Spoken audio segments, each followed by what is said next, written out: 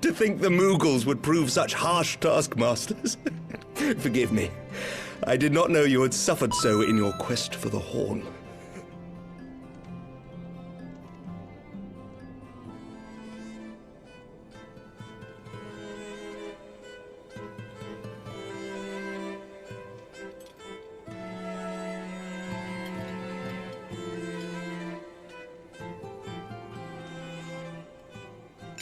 I must say, your spirited accounts always come as a welcome change from the arid reports which fill my days.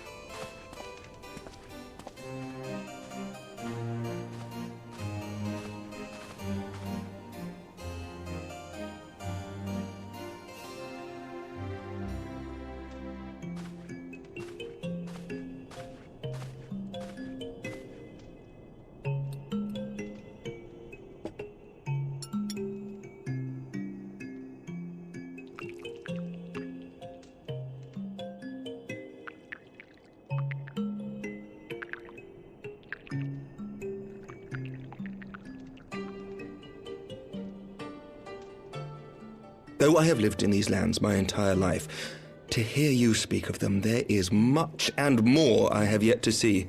Truly, yours was a marvelous journey.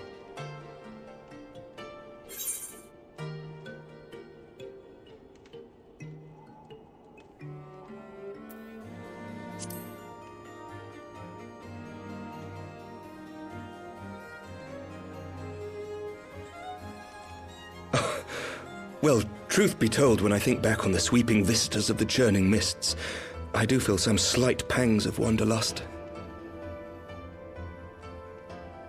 Alas, much as I would like to accept your invitation, I fear my present duties with the House of Lords demand my undivided attention. Someday, perhaps.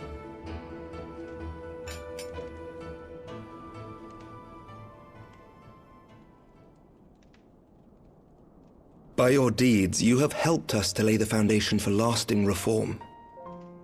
The formation of the Republic is but the beginning, for it is not only our system of governance which must needs change.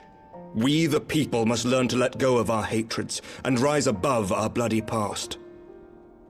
I only pray that I live long enough to see us achieve some measure of success, that I might know the lost did not die in vain. I can still see you there on the steps of faith, striding fearlessly towards the worm.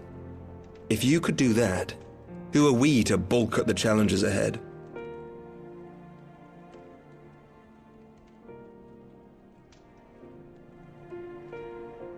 The question of how best to strengthen ties with the other great nations of Eorzea has been debated at length in the Lords and Commons of late. As you may imagine, maintaining stability during this period of historic upheaval is our paramount concern. Nevertheless, we are greatly indebted to the Alliance for their support during the Grand Melee, and it would be remiss of us not to repay their faith in kind.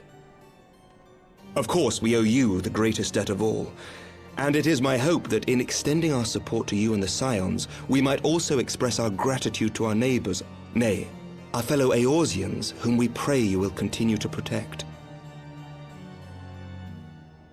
The Lords and Commons agree on very little, but not a soul in either house begrudges your order this offer of patronage. For all you have done and will do, we thank you.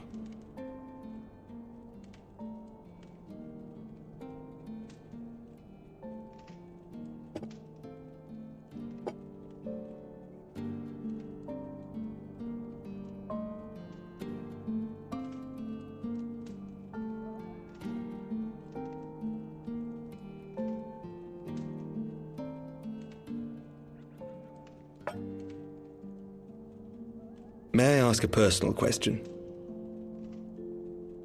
Now that the dust has settled, what will you do? Not as a scion, I mean, but what do you want for yourself?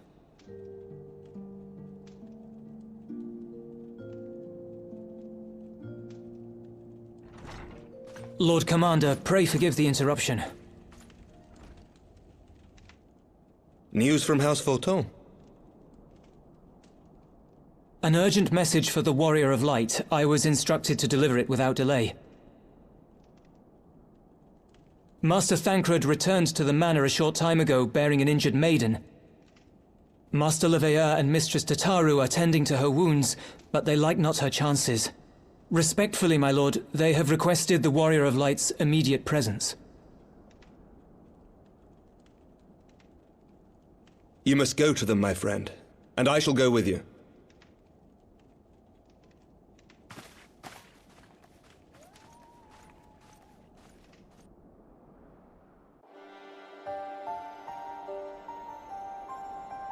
For every ending marks a new beginning.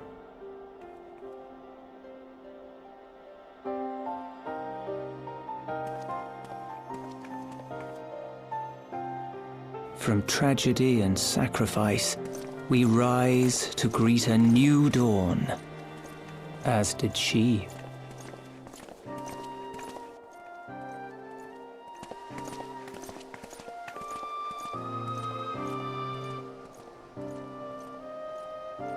Only to be drawn unto another battlefield, another cause, as if by fate.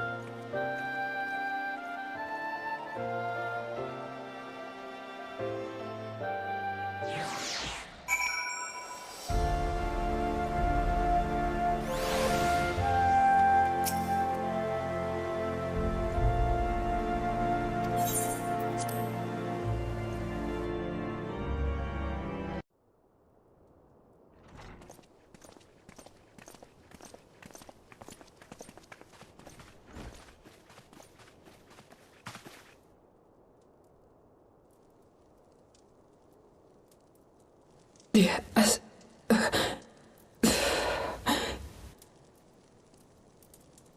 Is that... Alize, Alphinaud's twin sister. She ran afoul of the Warriors of Darkness.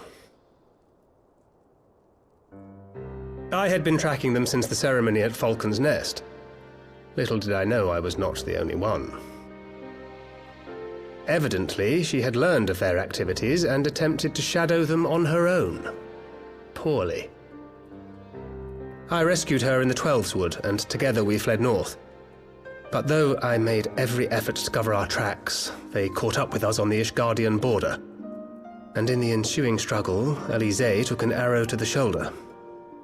'Twas only after we had made good our escape that I realized it was poisoned.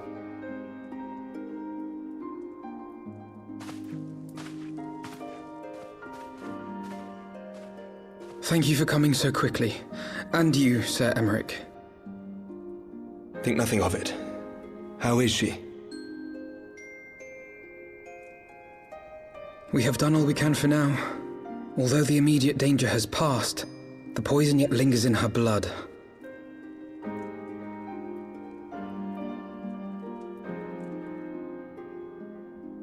We came to Eorzea together, hoping to bring salvation to the realm our grandfather gave his life to protect. But when confronted with the bitter realities of its politics and its petty powermongers, she was driven to anger and to doubt.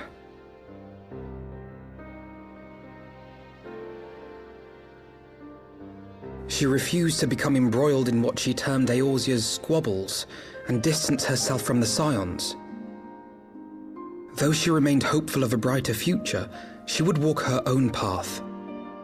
Would that it had not been so perilous.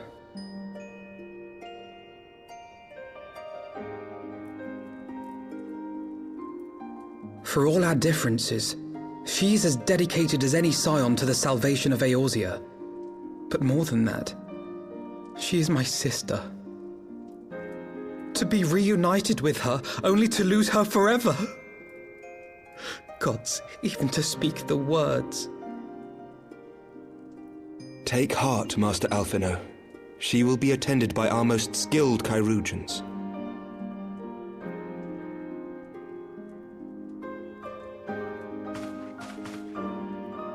Bear Mistress Leveilleur to the infirmary at once. Apprise Captain Whitecape of the situation, and inform him that she is to be treated as my personal charge.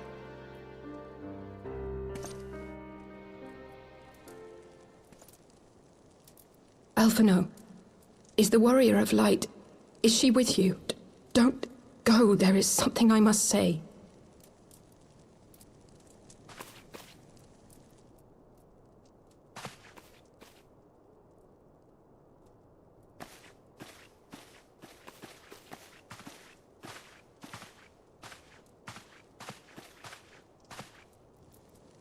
The Warriors of Darkness are in league with the Ascians. Slaughtering the Primals is but the first step in their plan. They make for Zelvatol to bring about Garuda's summoning and to kill her.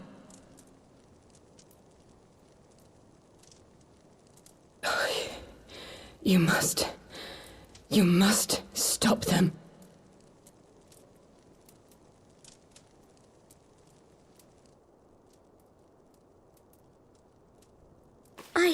I shall inform the others at once.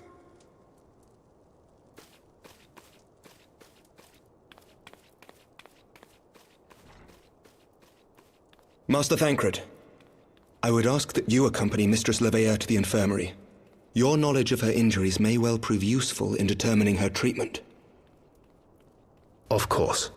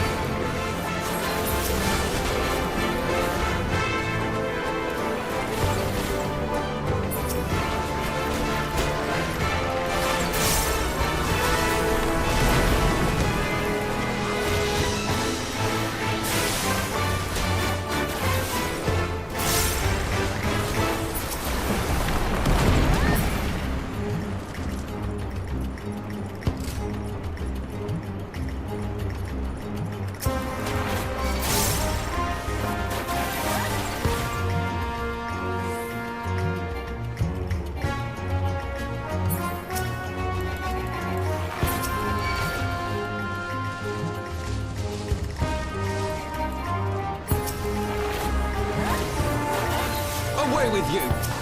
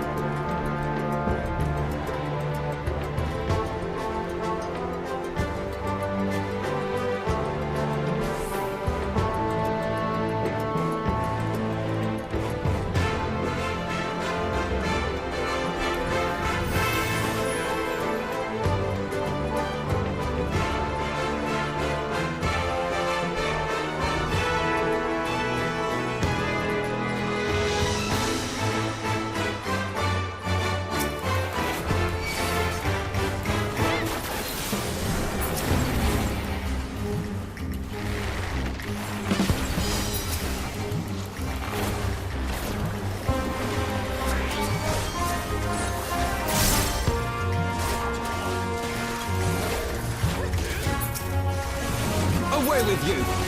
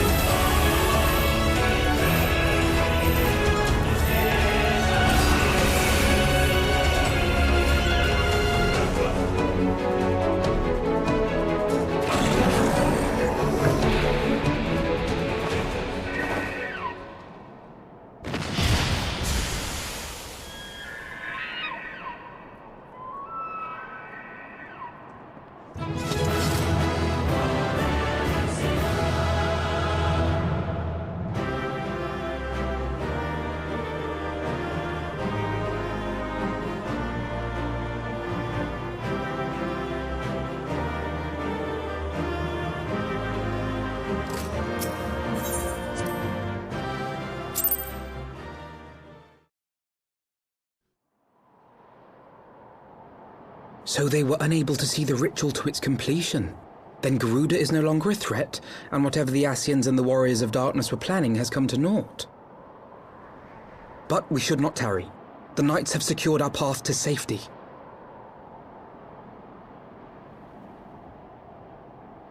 Well, well. What do we have here? You'd better not have killed the Primal without us.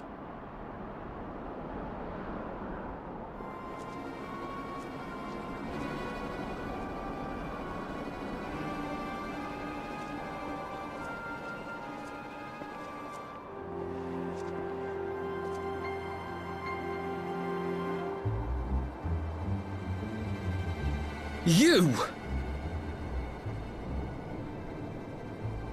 Wait, I know you. Still walking, I see.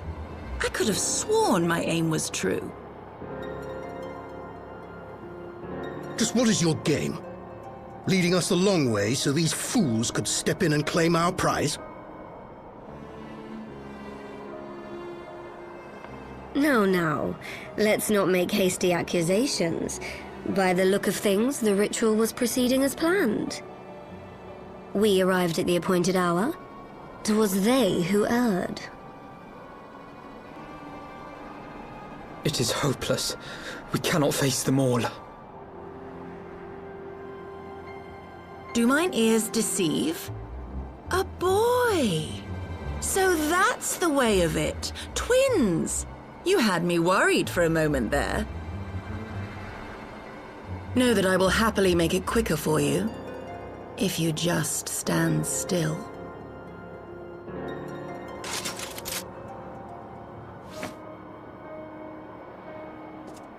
Enough, Jarumal. We wouldn't want to upset the man in white with any unnecessary bloodshed now, would we?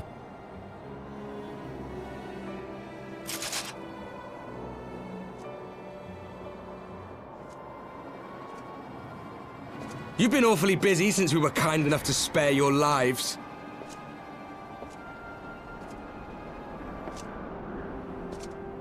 While you were idly consorting with the Ascians, you mean? 7 hells! What could you possibly hope to achieve? Should I explain it to you? Very well. Consider it a reward of sorts for beating us here. You know the tale of Hydaelyn and Zodiac, I take it? Of the Great Sundering, and the reflections it created?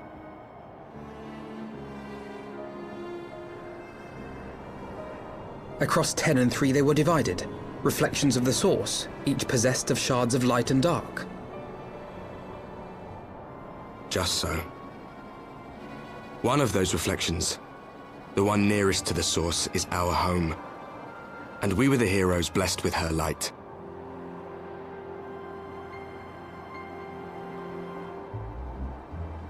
But not all worlds hold light and dark in equal measure. In ours, the power of light was greater by far. So the Ascians, who once threatened our home, were no match. And they fell before us, one after another, till none were left. Victory, we thought. And then came the light. A flood of pure, blinding radiance, annihilating shadow and color and life itself. Ere long, it will consume our world, leaving naught in its wake but blank perfection. That cannot be. Do you honestly expect us to believe such a story? Believe what you like. But it has happened before, on a world far removed from ours. The 13th, which was swallowed by the dark and transformed into what you call the Void.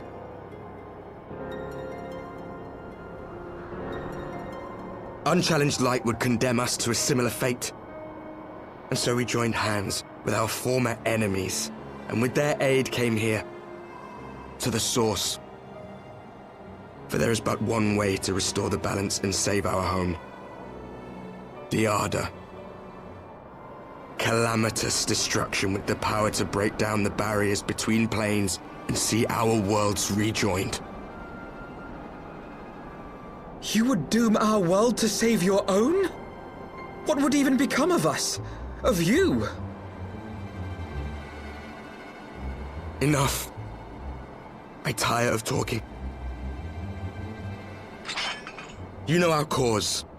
You know what is at stake. We are prepared to do whatever it takes. Are you?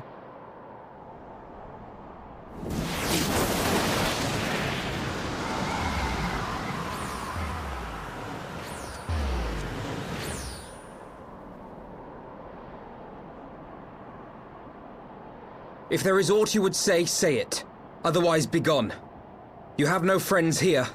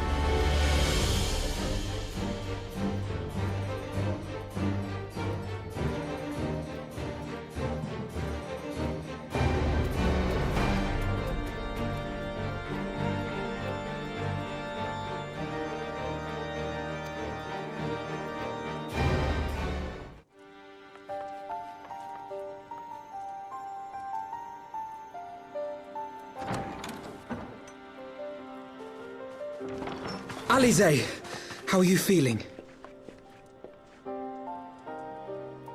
Well enough, brother. Thanks to the kindness of our hosts. When they told me you had departed for Zelphatol, I found that I could rest. The outcome seemed a mere formality, as did your safe return. Thank you, my friend. I take it your mission was a success.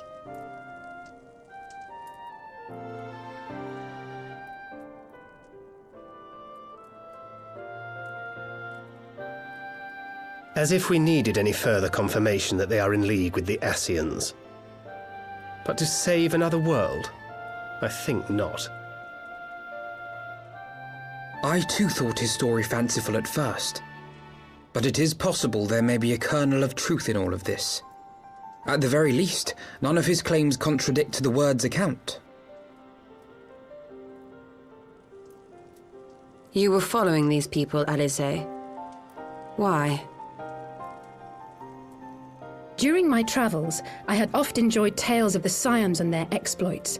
But after a time, I began to hear whispers of a gifted and theretofore unknown band of adventurers.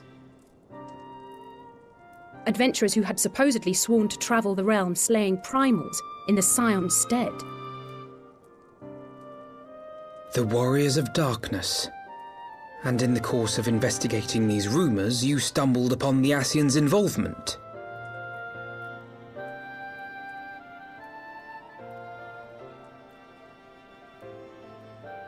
Yes, exactly. Forgive me, but if these Warriors of Darkness mean to bring about another calamity, to what end do they hunt primals? To prompt an escalation. To deepen the beast tribe's feelings of helplessness and despair, and thereby drive them to summon ever more powerful gods. And lest we forget, these events do not occur in isolation. With their patron deities being slain left and right, the news of man's victory over Nidhogg must surely have sown panic in the minds of the Beastmen. 'Tis no wonder they wish to defend themselves.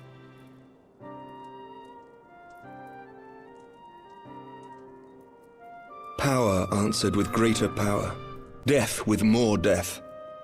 A vicious cycle fueled by fear and hatred. I know it's like all too well. Indeed. The Ascians sow discord and desperation, and the Warriors of Darkness reap the harvest. And so it continues. Yet that is not the extent of their ambitions. The Ascian himself observed that once the powerless realize that the old gods have failed them, they will have little recourse but to look to a new one.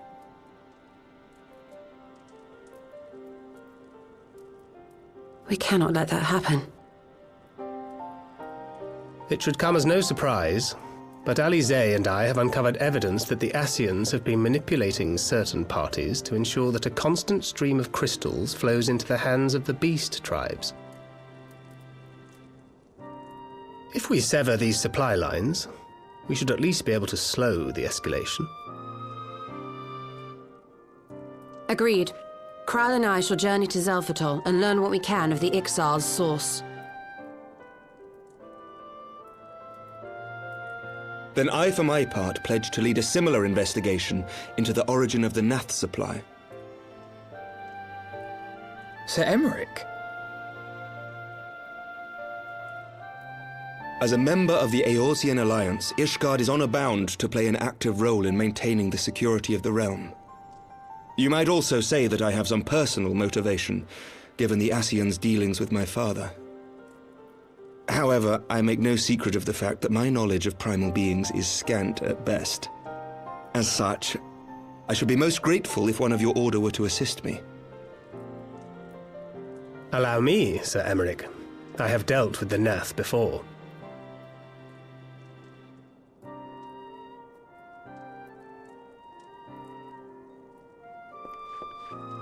Let us consult with Orianja then. Given his dedication to the study of primal beings, I should be surprised if he could not tell us something of value. Allow me to accompany you, brother. And before you think to refuse, know that I am not the girl I once was. I shall not be a burden. You have my word. But Alizé, you...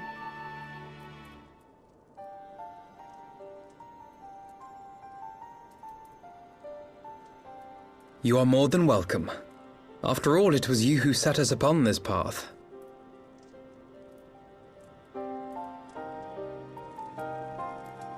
Wait a minute. I'm afraid I can't allow you to leave just yet. Not until you try on the new outfit I prepared for you.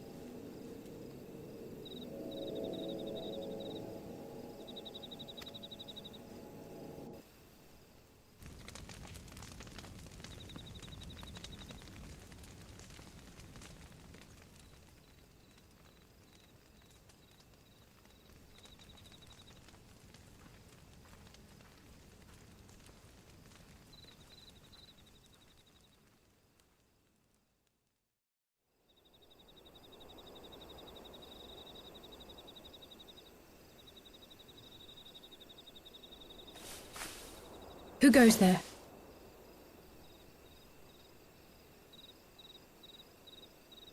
Oh, it's you. Forgive me for straying from the camp. He hasn't been feeling too welcome, to say the least. I thought a change of scenery might do him good. But, alas.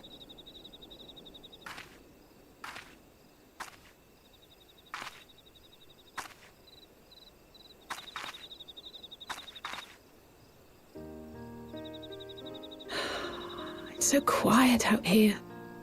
The stars spread out before us, beckoning across time and space. Dawn may banish even the darkest night. How bitterly beautiful, those words. I should be stronger for all my experiences, yet my heart aches more than ever.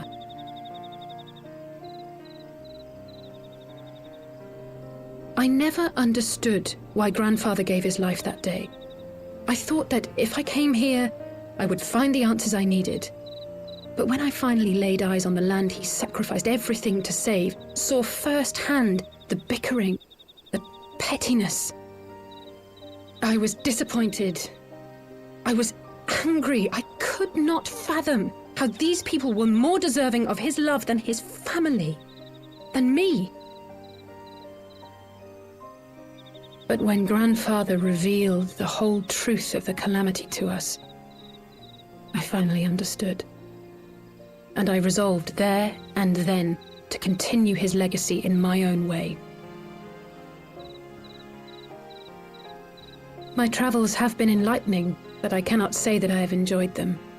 I have lost count of the many petty crises that I was helpless to resolve and of the people whose actions I could not understand.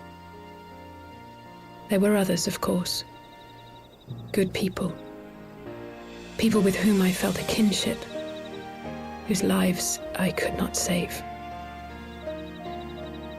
I found myself asking what it was all for. Why try if I was doomed to fail in the end? But then I recalled Grandfather's words to my father, years ago before he left Charlayan behind forever. To ignore the plight of those one might conceivably save is not wisdom, it is indolence. We must all protect that which we hold most dear in the manner of our own choosing. We have to try, do we not? Of course, it's one thing to try and another to do. There were times while I was tracking the warriors of darkness when I faltered, when I was afraid. But then I thought of my brother, of Urianger, of you.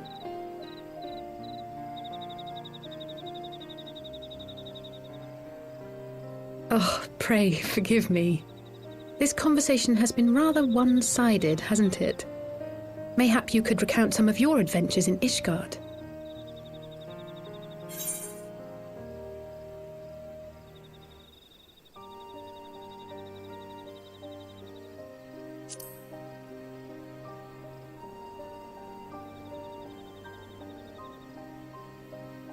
Gods! They must have been at each other's throats from dawn till dusk. I dare say you managed to keep the peace, though. Merely being in the presence of the Warrior of Light is surely enough to shame anyone into behaving.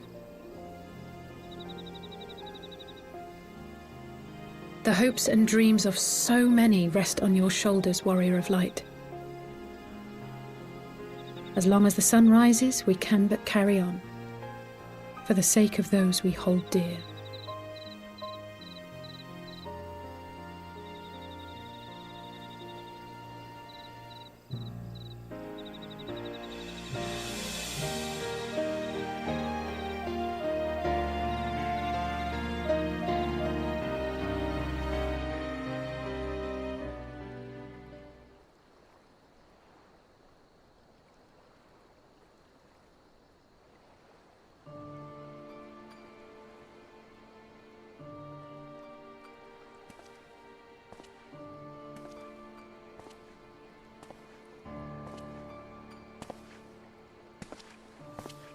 To what end dost thou cling to the tainted gifts of the Mother? Every tool has its purpose. Even this.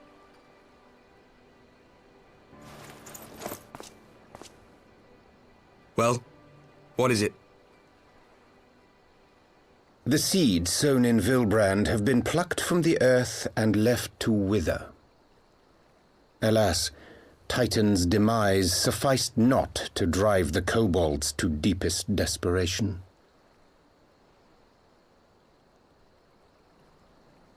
What did the man in white have to say? That we are to proceed as he did first set forth.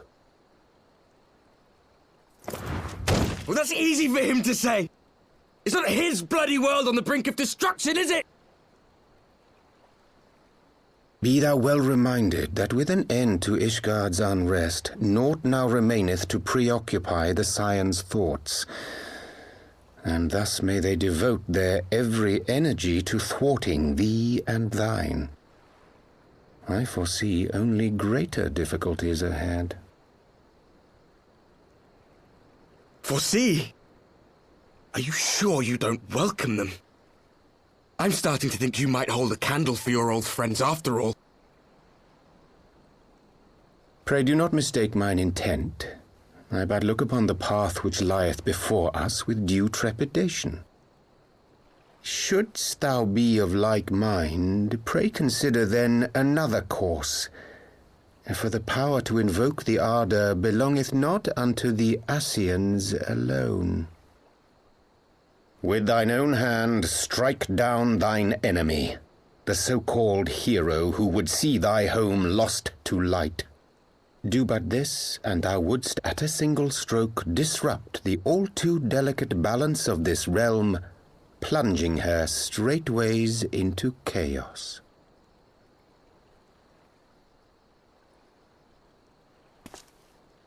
You do realize what you're suggesting, yes? To ignore the plight of those one might conceivably save is not wisdom, it is indolence. The words of my teacher, and a creed I hold close to my heart.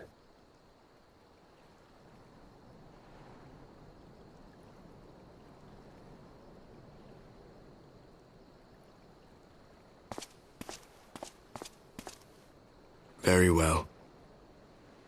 Draw her out. We'll make it quick. It shall be done.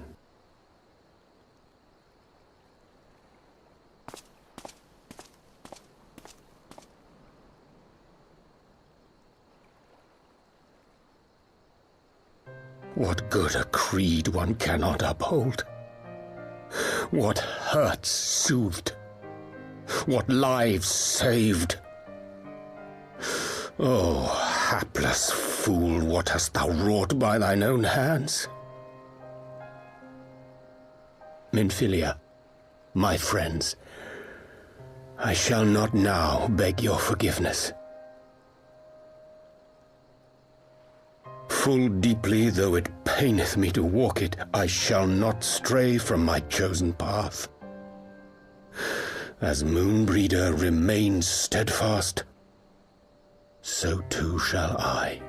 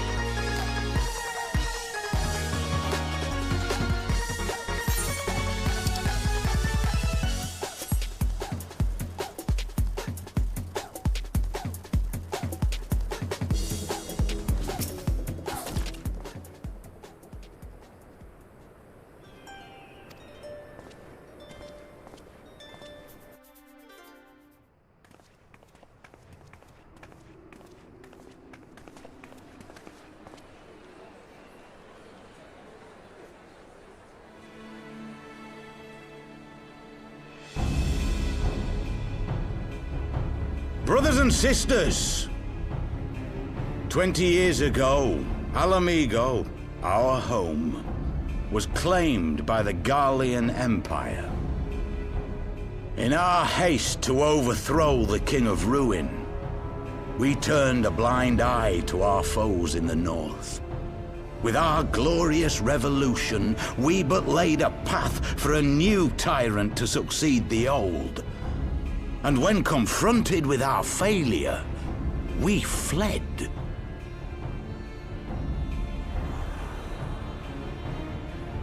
Not a day goes by that I do not think of those we left behind. Think of them and feel ashamed. And I know each and every one of you feels the same.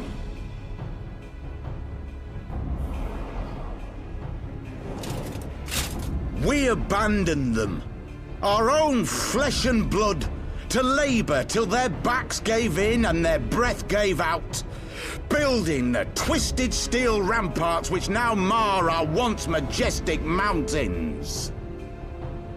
We abandoned them, the brave and true, to fight and die for their country, or worse, to be conscripted and sent off to rob another poor bastard of his home. We abandoned them, the meek and powerless, to bow and scrape when the Garleans pass, to sully themselves that they might live to see another day of misery. The Black Wolf may be dead, but a new Imperial Viceroy reigns in Alamigo now. A beast, not a fraction as merciful. You all know the Eorzean Alliance will do naught to oppose him. For all their promises and platitudes, they will not act if there's no profit in it. Only we can free our brothers and sisters from the Empire's tyranny, my friends. Only we have the courage to stand and fight. They have imprisoned us. They have enslaved us, and they have murdered us, but no more! Blood demands blood, and the Garleans shall pay for every drop they have spilt upon our lands!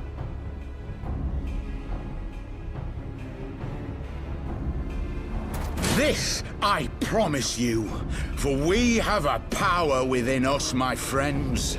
A power befitting our pride, our righteousness.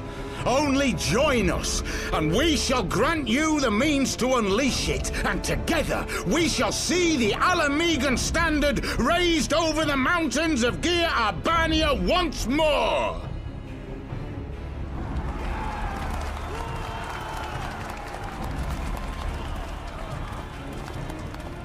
A power befitting their pride. Not at all ominous, that. Wait, is that...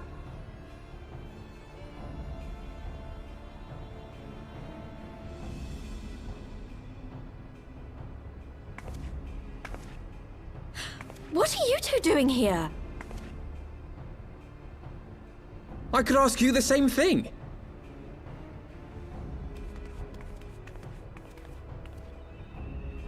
Well, this is quite the surprise. If you see what I see, If you feel as I feel... Might I suggest we continue this conversation in more agreeable surroundings? For it is not strength of arms that will win this battle, but strength of heart.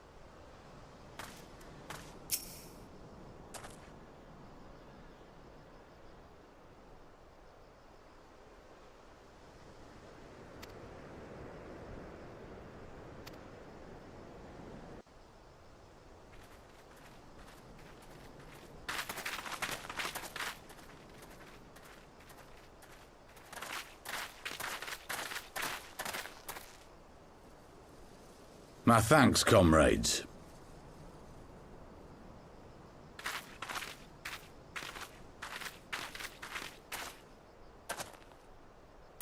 You must be the esteemed adventurers of whom I've heard so much. I understand you have taken an interest in our cause.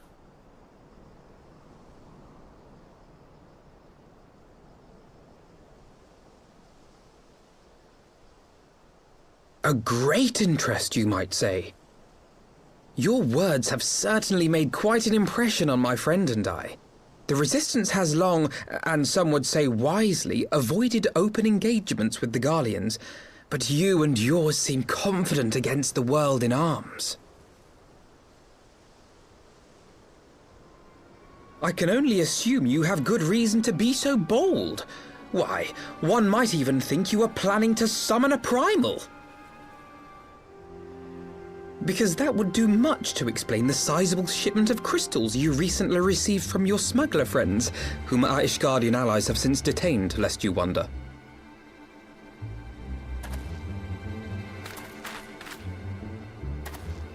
I'd like to hear more about the Griffin. The real Griffin. Your performance earlier didn't fool us. Ah, the famous scions of the Seventh Dawn. I should have known better than to think I could conceal the truth from you lot. You are right. I am not the Griffin, but I speak with his voice, and it was at his behest that we procured those crystals.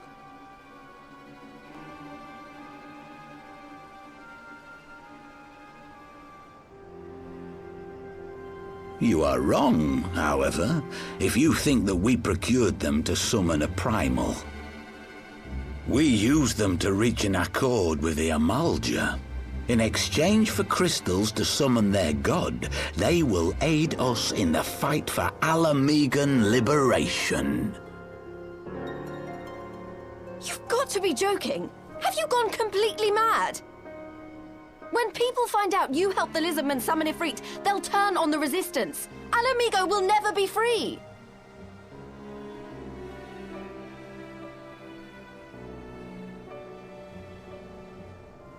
This isn't a fairy tale, girl. We don't have the luxury to play at being honourable heroes.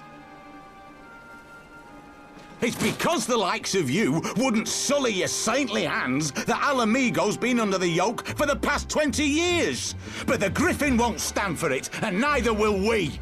We're ready to do whatever it takes.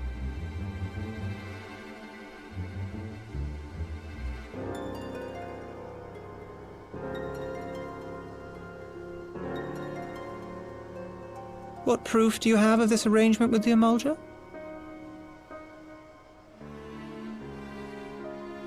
What? Aside from a lack of crystals? None. But the beastmen have a great big pile of the things if you fancy looking. You might want to hurry, though. It'll not be long before they summon their god. Search our camp if you don't believe me. We have naught to hide.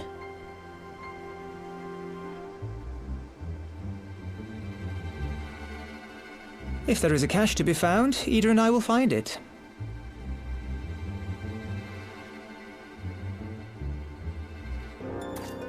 Then let us be off.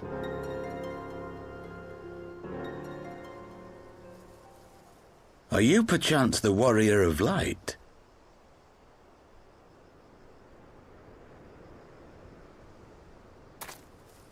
Aye, I thought so. You should know that a great many who have joined us did so because you saved them. Because you showed them that one brave woman can make a difference. You saved me too once. Helped a friend over in Quarry Mill make some medicine I needed. But that was a lifetime ago. On behalf of my brothers and sisters, I thank you. You gave us hope where there was none, courage and strength when all was lost. We shall not squander your gift.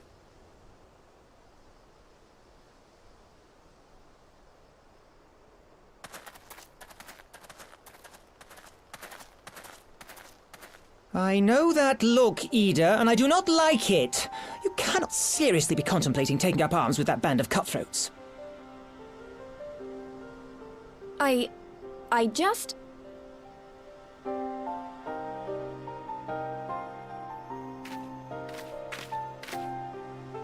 If the Griffin and his men have their way, it is only a matter of time before the situation in Alamigo comes to a head. Your homeland's future teeters on a knife edge, and any reckless action, however small, could have irrevocable consequences. You mustn't lose sight of that, Ida. When the time comes, we must all make our choices, but we must do so in full possession of the facts. Now, let us away. There is work to be done.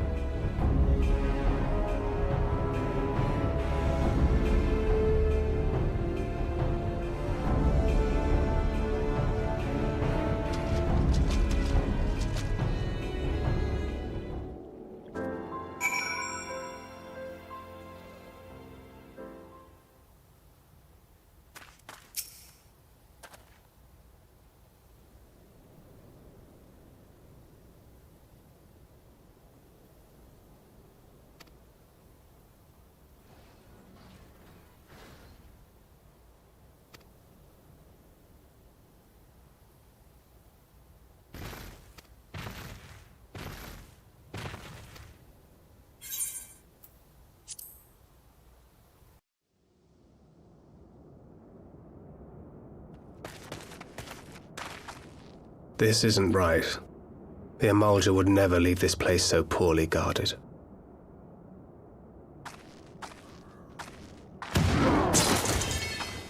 Not willingly, no.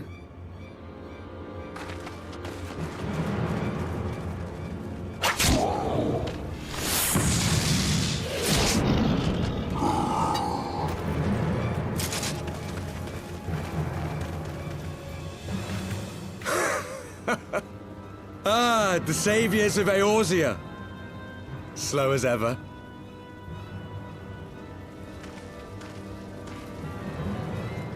By the 12, will you never learn? You know, you're right. Mayhap it is time for a change of tack. Killing primals, tormenting beastmen, hastening the birth of a new god. It's all a bit much, isn't it? And frankly, we don't have the leisure to do it. But killing the Warrior of Light, on the other hand, that would soon plunge Eorzea into chaos. One life for one world. A fair exchange! Wouldn't you agree?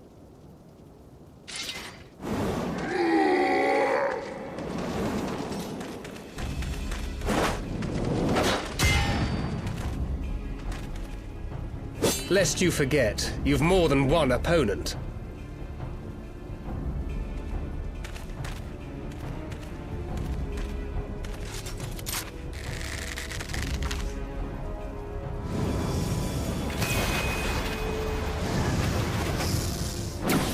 Carbuncle! Defend me!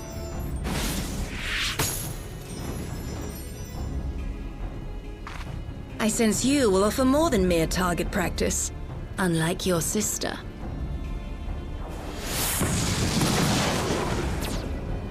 Alizé!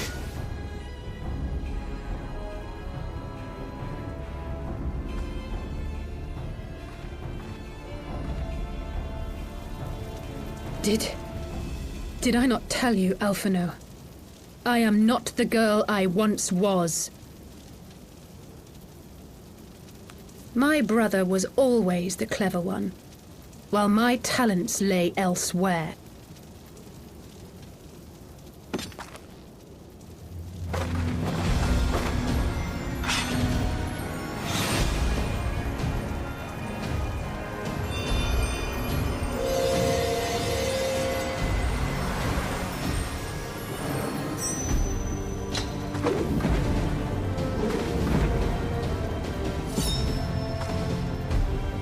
As Eorzea's blade of light once stood by my side, now I shall stand at hers and defend this realm with all my might.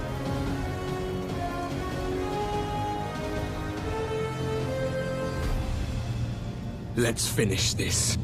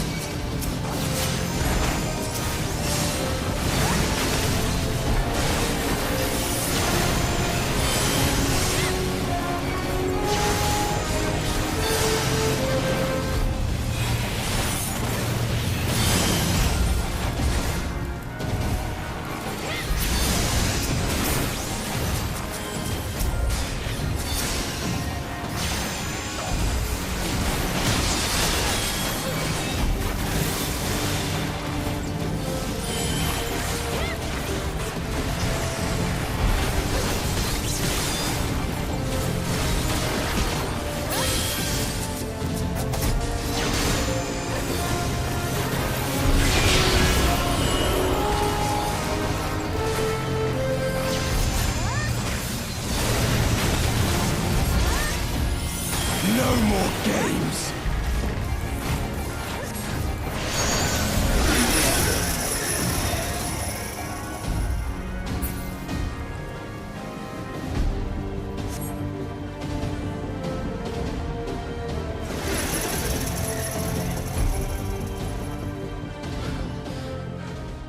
It ends now.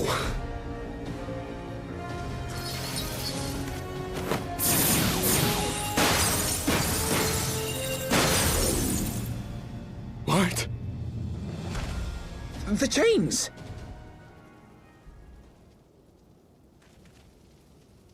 You snake! You would betray us as well? He that holdeth fast unto his convictions shall never count betrayal amongst his crimes, though all the world may call him villain. My path is unchanged, my creed sacrosanct. This I believe with all my heart. But say, warrior of darkness, and speak true, what dost thou believe?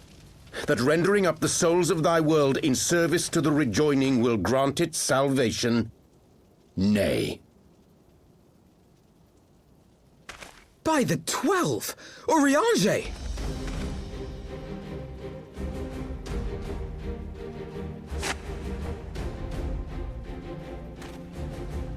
Mine apologies, Master Alphino. That the brightest light might shine, duty did compel me to walk in darkest shade.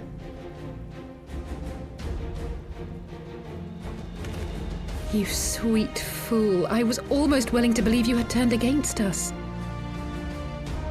I expect a full explanation when this is over. For now, may I assume you have turned your cloak for the last time? Thou mayest, my lady.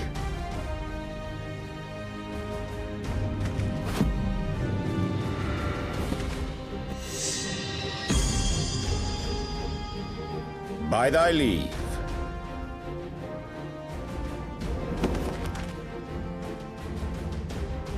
Even odds, then. No matter. We'll crush the lot of you in one fell swoop!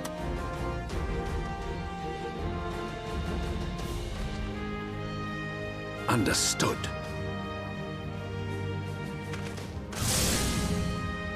Hearken to me. We only have one chance. Channel your ether into my blade that I might strike before the mage casts his spell. I cannot do it alone, but together we can defeat them!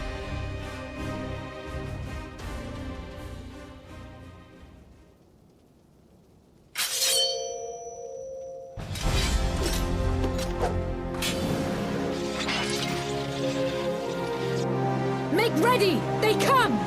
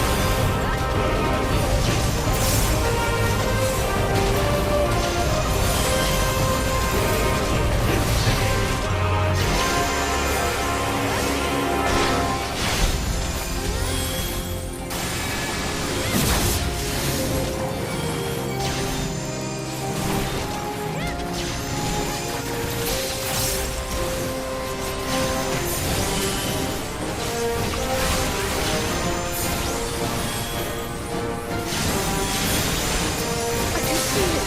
Just a little more!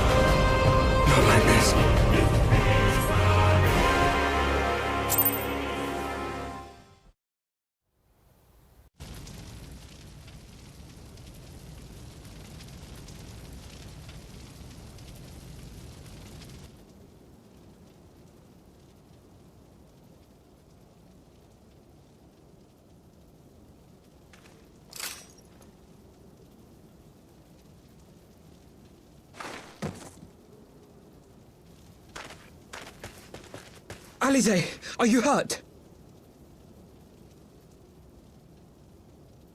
A touch dizzy, but otherwise fine. Thank you.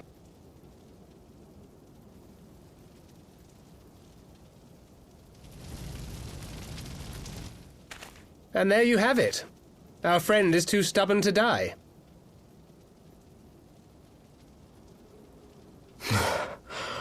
We are far from finished.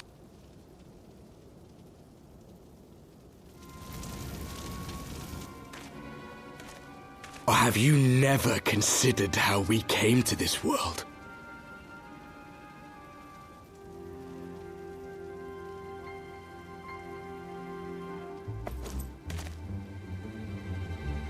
Crystals?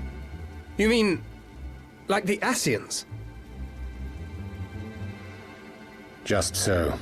As the Ascians flee unto the rift twixt planes with crystals of darkness, so did these warriors come hither with crystals of light.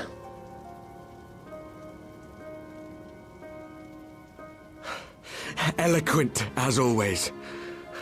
Aye, like the Ascians, we too are beyond death. You cannot defeat that which is eternal.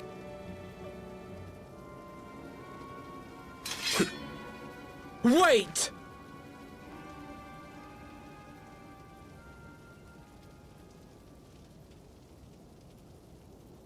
Such methods as the Ascians employ require the renunciation of the flesh. You would have had to...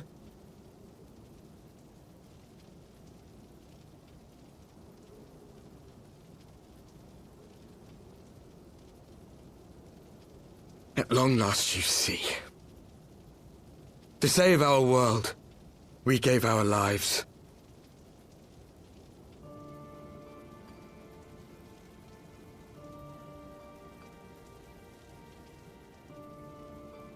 We were just adventurers trying to make our way. An odd job here, a favor there. We never aspired to be warriors of light. But word of our deeds spread, and soon people were calling us heroes. They placed their hopes and dreams on our shoulders and bid us fight for all that was good and right.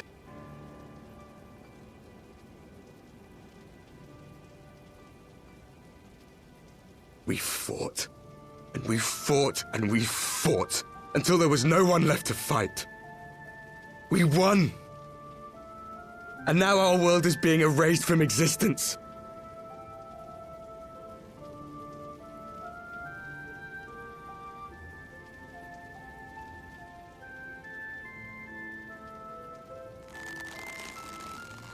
We did everything right. Everything that was asked of us, and still it came to this. You of all people should understand. We will not falter. We brought our world to the brink of destruction, and now we must save it.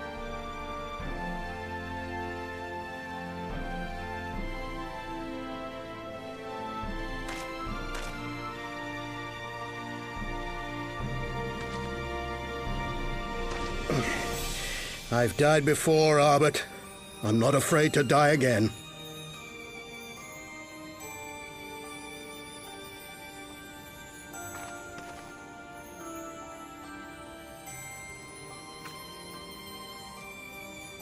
No matter how many times we fall, we must rise and carry on the fight for those we left behind.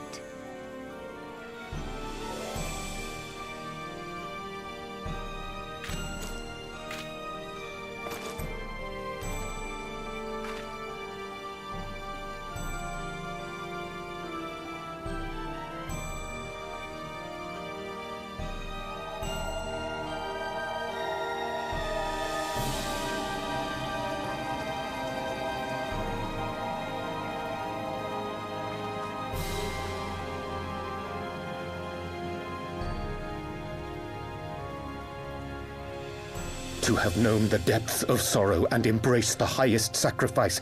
Nonetheless, Master Louis-Sois, guide my hand, I pray you, as fate's thread spinneth upon this most capricious spindle. Quickly! Thou must needs invoke the power of thy crystal!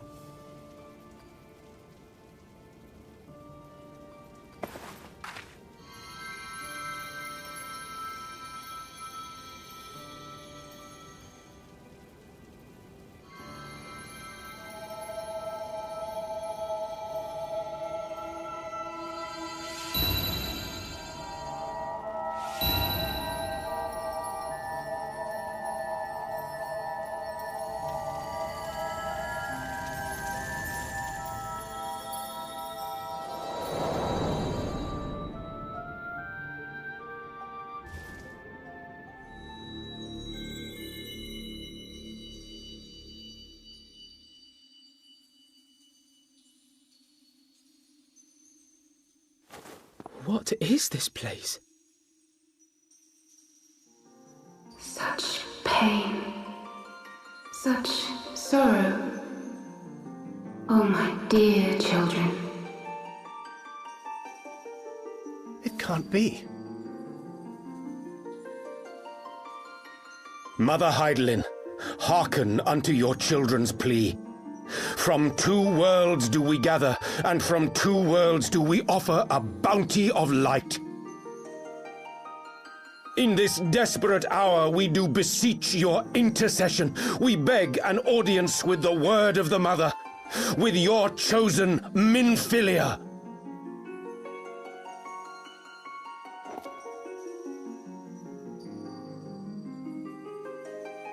Your cries go not unheard, nor your sacrifices unnoticed. Though many are lost, there are those we can yet save, whom I can yet save.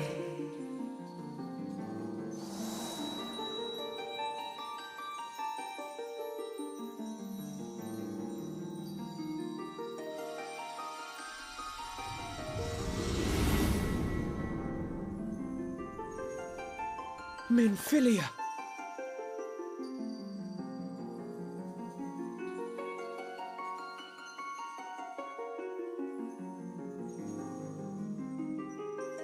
Blessed children of the First, the light of your world hath grown blinding in its radiance, but it is not yet absolute. I will hie me to your world, and there take unto myself the light which riseth even now to drown it, as darkness once did drown another. Now you deign to answer our prayers? I will suffer this farce no longer!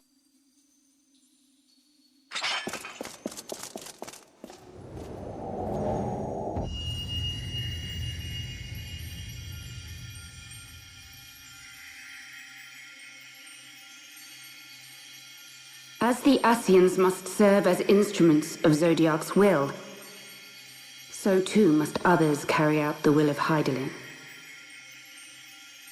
But for the boon you have granted her, she has grown strong enough to set me free, that I might serve as her emissary.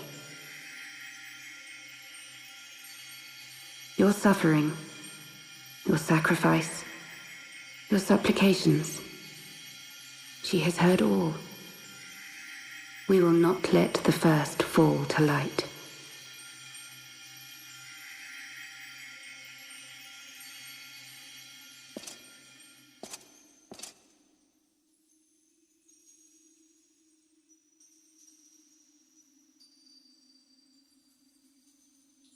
Thank you, Urianger, for bringing everyone here. It fills my heart with joy to look upon the faces of my friends once more. In taking you unto her bosom, I knew that Hydaelyn had bequeathed to you a sliver of her grace, granting you strength longsword. And in treating with the Ascians, I learnt of a star like unto our own, a doomed world of fallen heroes, in whom I glimpsed ourselves, the first. Full long did I search for a means to save this world, concluding at the last that the answer lay in the power of blessed crystals. And thus did I labor to set light against dark. Yet I knew from the beginning that this salvation would not come without sacrifice.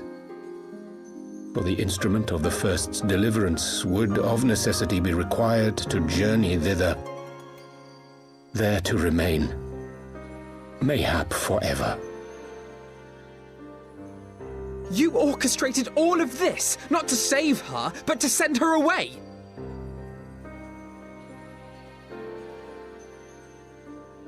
One life for one world. Such was the bargain, and you the coin, though it were not mine to spend.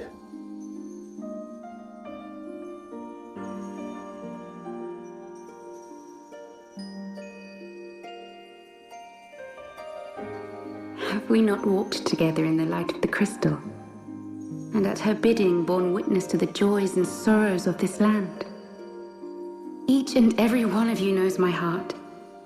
If this be the price I must pay, I pay it gladly. You would go alone, then?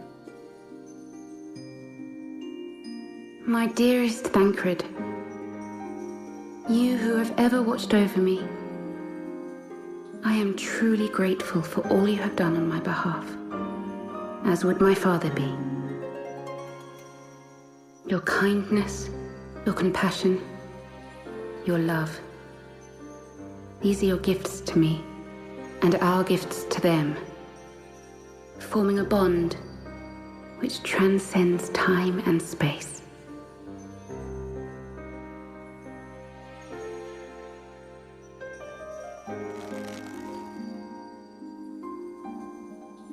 Sometimes I forget you are not the child I once knew. Make me proud.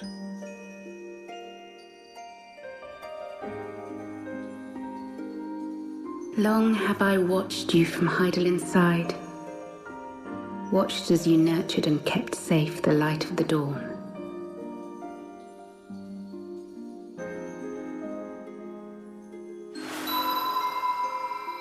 The dark recesses of the world hide untold secrets and dangers. Thus do I entrust to you, Tupsimati.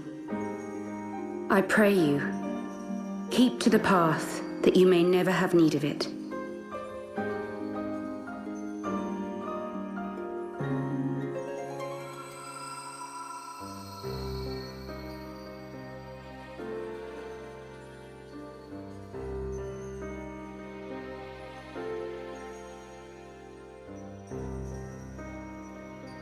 Twould seem the power of our crystals is all but spent. Perhaps, if there is naught else to be done.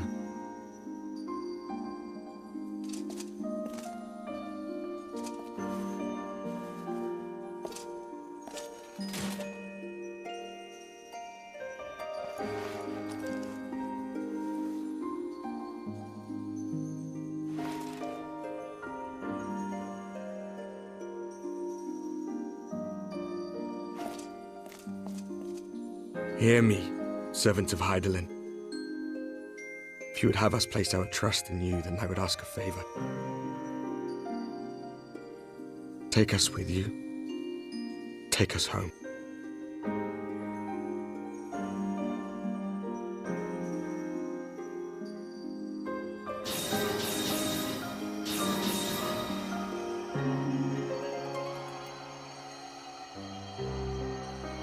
We were blind to the truth once, so I tell you this, as one fool to another. Light, dark, it doesn't matter.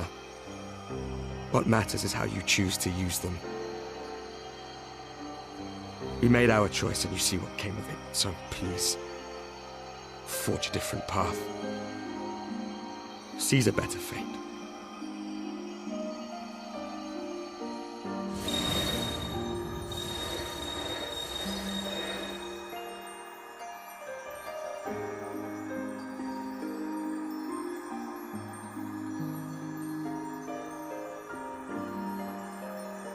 It is a strange feeling.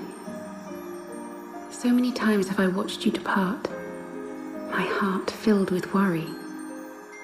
And ever did you return to me in triumph. Someday, when I have found a way to free this star from her sorrow, I promise you I shall repay the favor.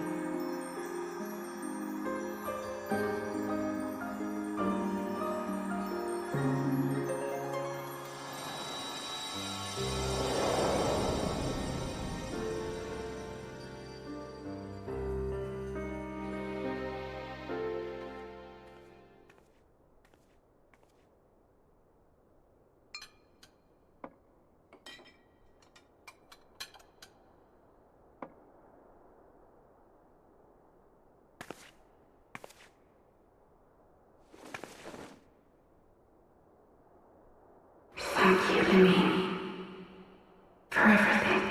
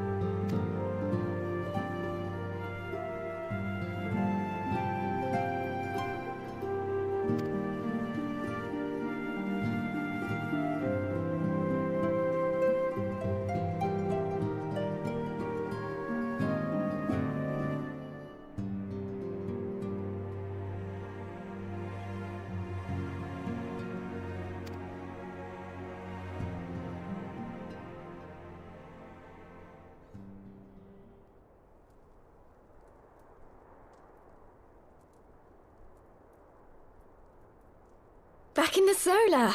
It's been too long since we were all together like this. Not since after Moonbreeder. Much has changed since then. We ourselves, most of all.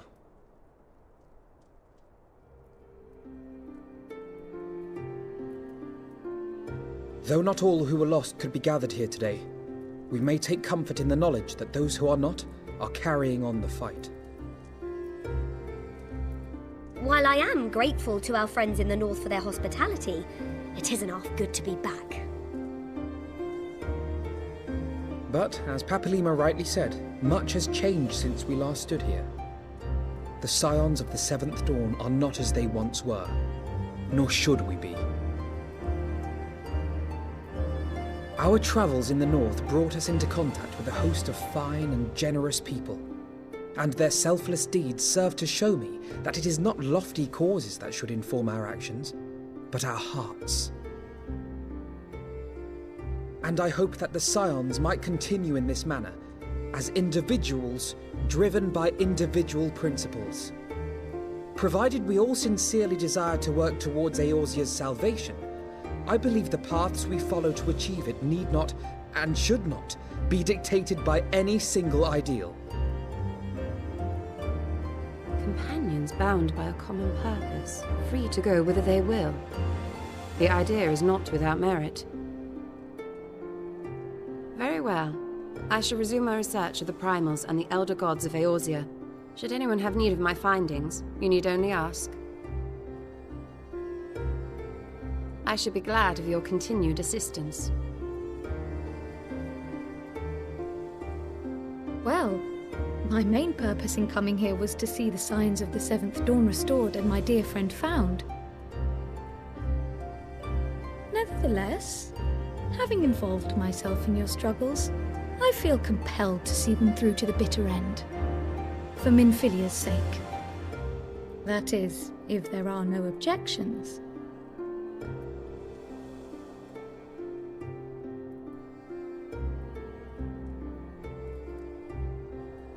You will always be welcome here, Kryl.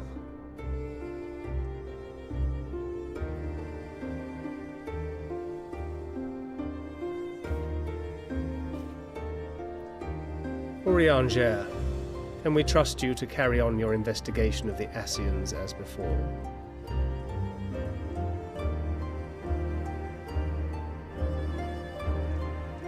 Regardless of mine own desires, I am undeserving of your trust, having so villainously deceived you all.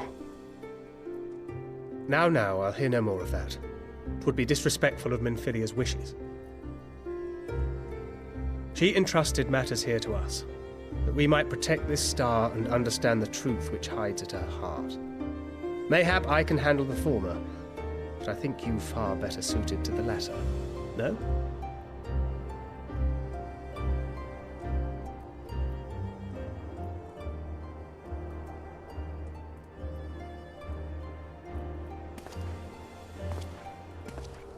Very well.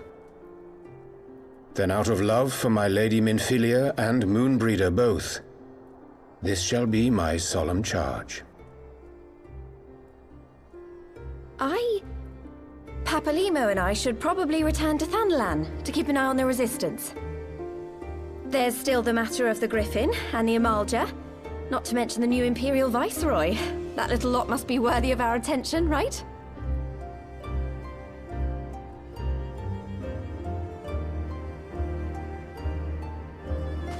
And what will you do, Alize? You know I have no great love for organizations and formalities.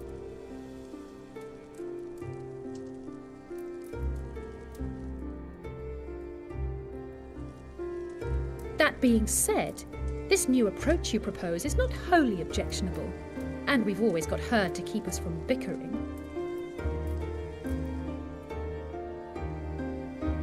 But I will suffer no titles. I am not here for House Leveilleur, nor to walk in Grandfather's shadow. Upon that point, we see eye to eye. If it please you, you may think of me as but another comrade in arms.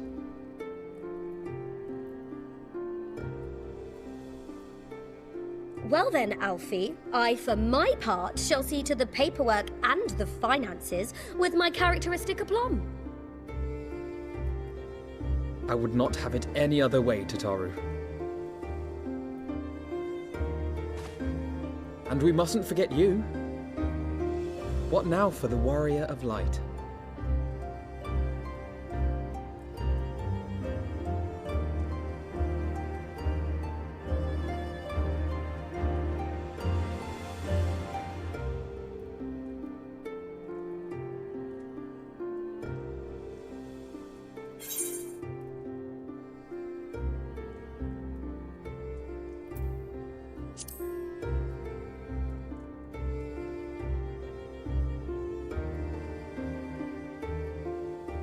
Indeed.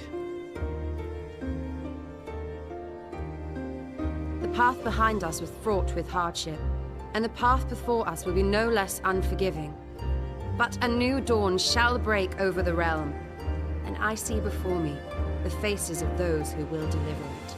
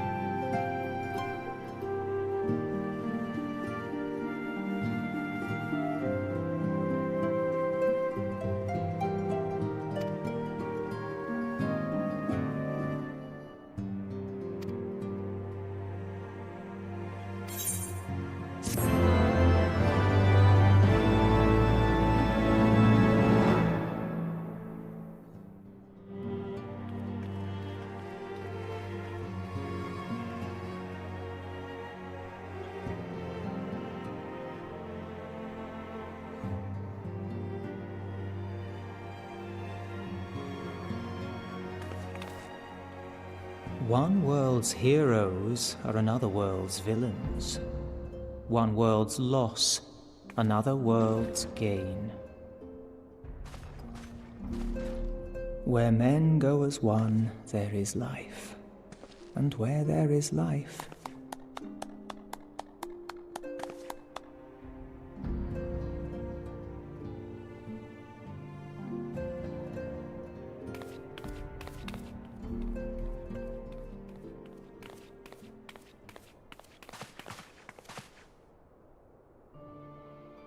my friends, if I may, I would ask that you entrust Tupsimati to me. Clouds gather upon the horizon, and as Master Louisoix's disciple, I would keep it close at hand.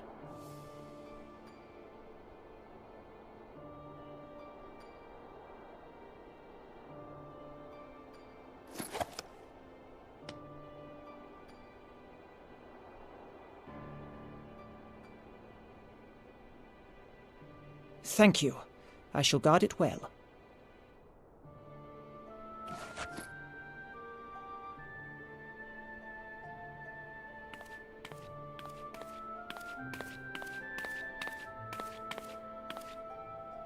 There is cause to hope.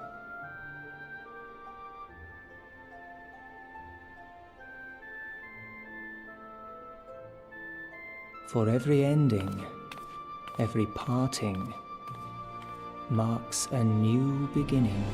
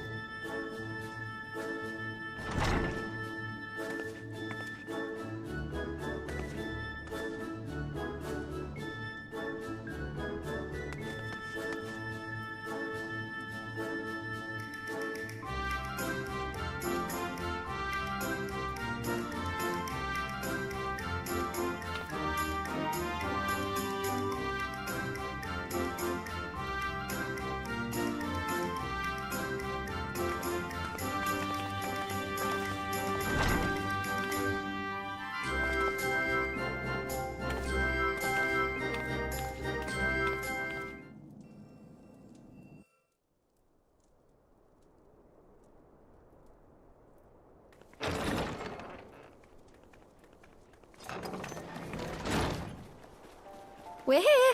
Did we miss anything? We would not presume to begin without you, Ida. Urianger has returned to the Waking Sands, but everyone else is now present. Yes, but for what exactly? We all have duties to attend to, Alphino, so you may dispense with the preamble. Thank you, Elise. It is the very subject of those duties which compelled me to call this gathering. Though the Warriors of Darkness no longer pose a threat, Eorzea's many troubles demand no less of our attention. And while I stand by the decision to approach each task as we see fit, I fear our effectiveness will ultimately be diminished should we continue to act in ignorance of each other's efforts. Thus, I propose we elect a successor to Minfilia. Not to serve as a fully fledged antecedent, perhaps, but as a coordinator of operations. Is that all? Oh, then the decision seems clear. No one else has shown any enthusiasm for the role, and judging by your performance at our previous meeting, you would seem the perfect candidate. You always did have a flair for politics.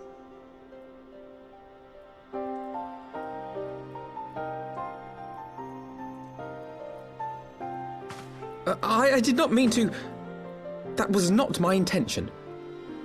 As my tenure as commander of the Crystal Braves comprehensively demonstrated, I lack the qualities required for such an office. I would much prefer to remain as I am now, a soldier in the field, so to speak. Should none of our numbers step forward, must we then constrain some unwilling candidate to take up the position? Well, based on merit alone, a certain adventurer would be my choice. Though I concede she might struggle to balance her new responsibilities with, let me see, slaying primals, thwarting legatuses, and feeding the orphan poor. Thancred makes a good point.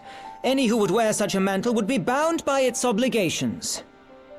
Have we not become sufficiently familiar with each other's methods to act without an overseer?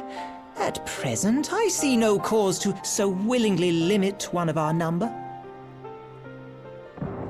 Oh my goodness! Help! I need some help here!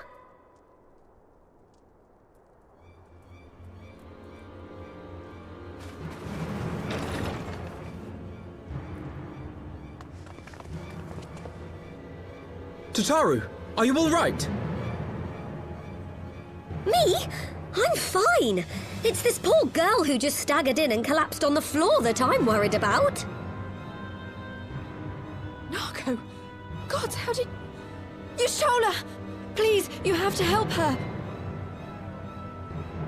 Kral, a hand if you would. Let us see about closing these wounds.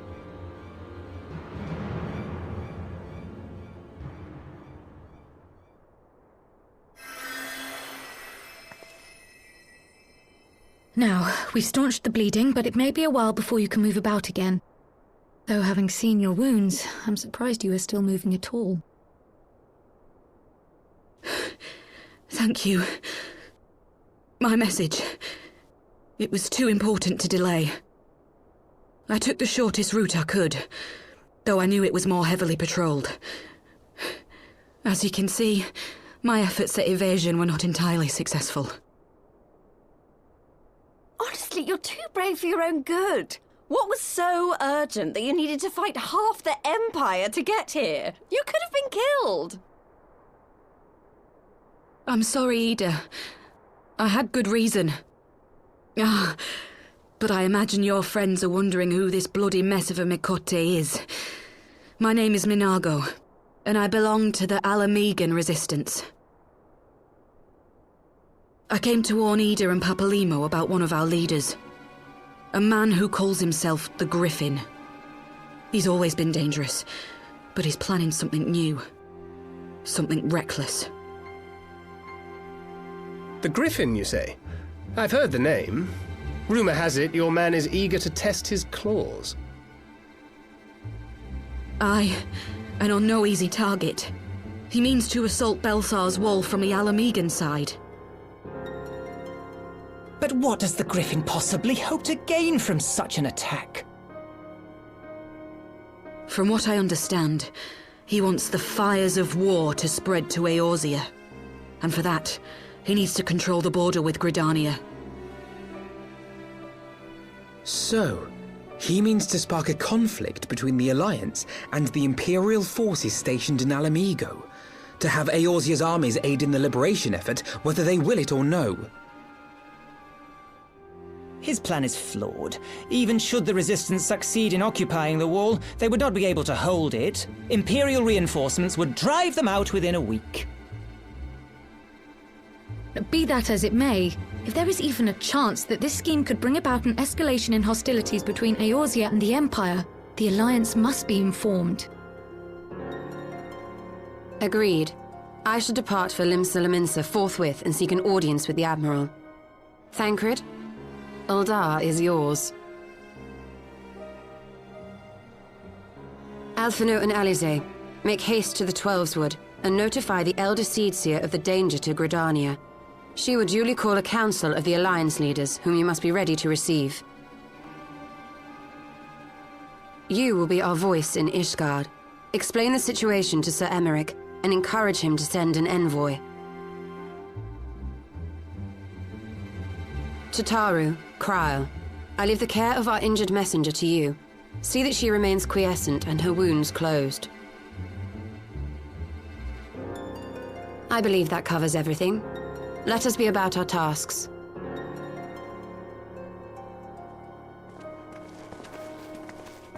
I suspect the ill tidings from Girabania will be held as a turning point. The beginning to a bloody end. The business of war was ever conducted with the coin of self-sacrifice.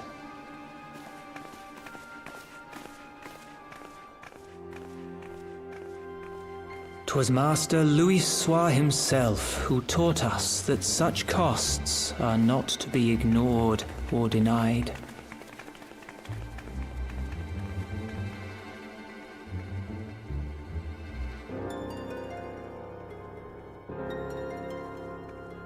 And so I shall embrace them.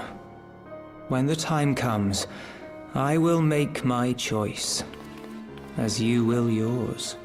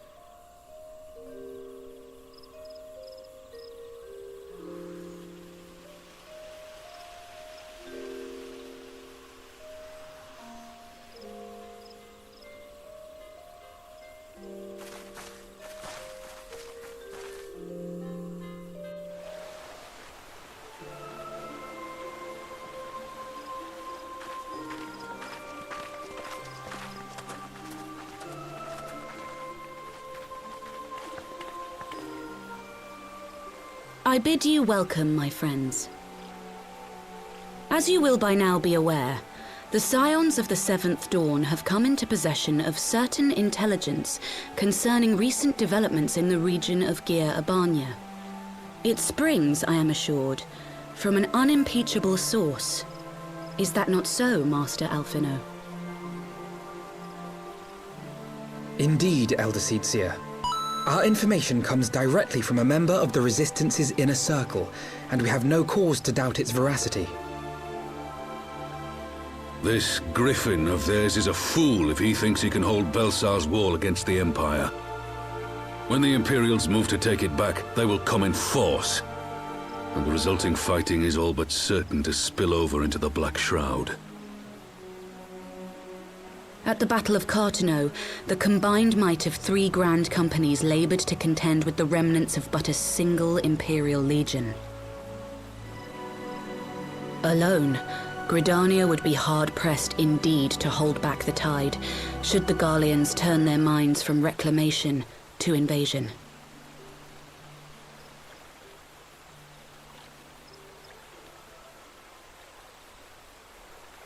May I once more convey my nation's deepest regrets for our inaction in the days prior to the calamity. 'Tis a stain upon our ledger that I would fain remove.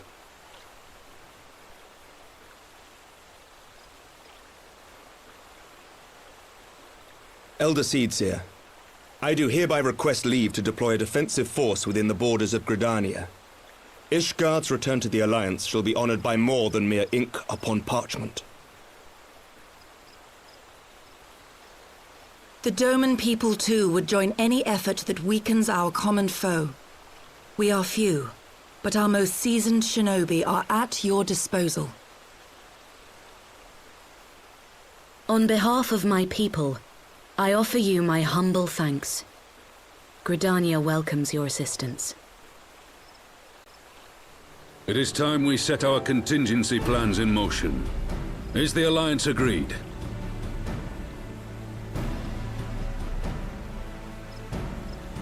Then let us make ready for war. Victory favors the swift, and there is much to be done.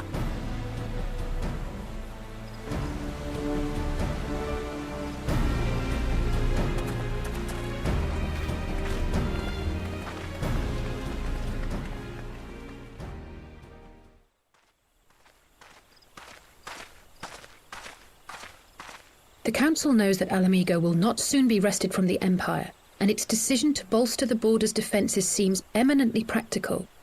Why then, brother, do you scowl so? I agree that they have chosen the wisest course available. Indeed, the only reasonable one. Yet something feels awry. In making ready for war, is the Alliance not granting the Griffin the very thing he desired? Any attempt to hold the wall is doomed to failure, aye. But I wonder if we have misjudged the prize for which he plays.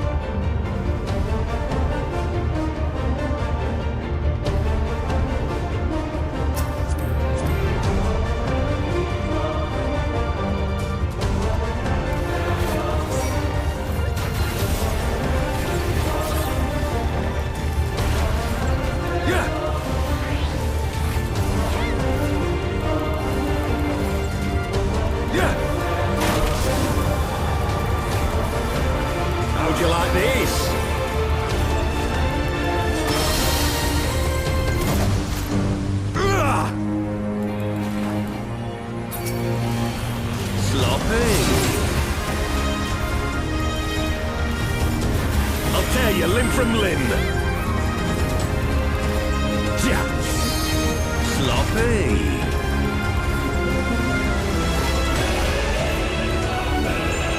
For Alamigo!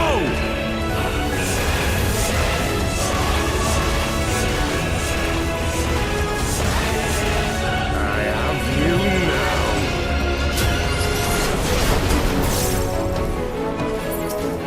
Yeah. How'd you like these?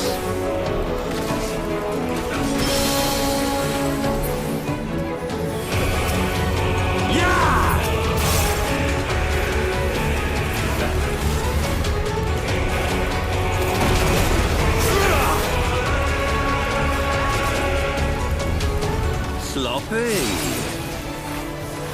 Oh. Yeah.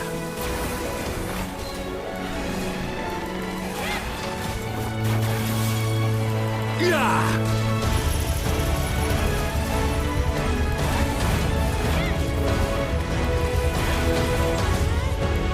Yeah. Sloppy.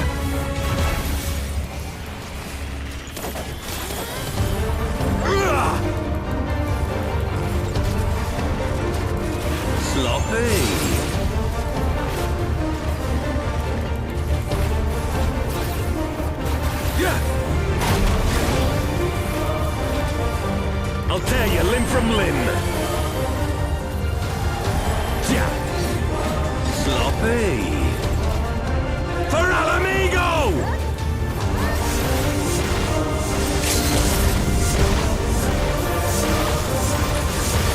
I have you now.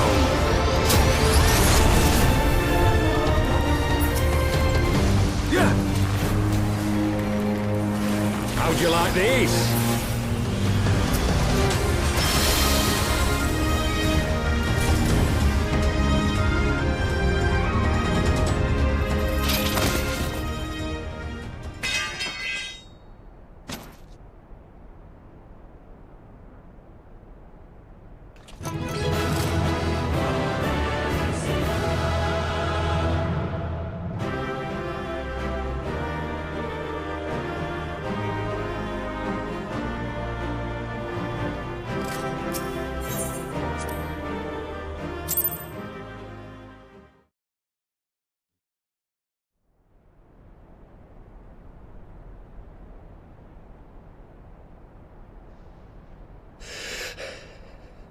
You've beaten me, aye.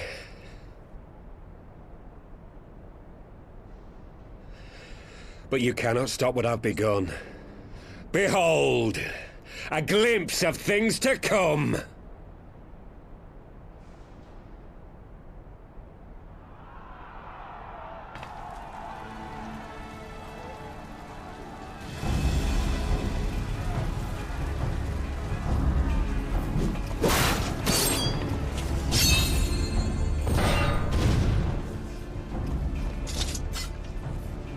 We did it! We showed the bastards!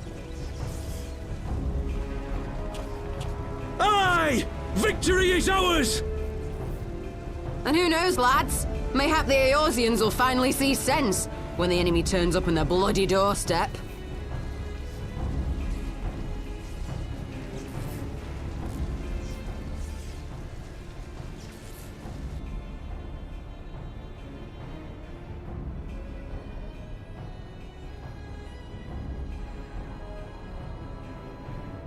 This is for Alamigo, for Eorzea.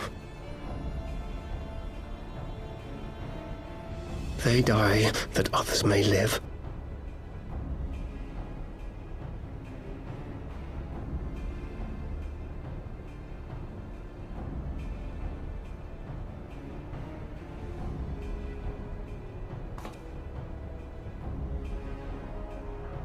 Vanguards! Attack!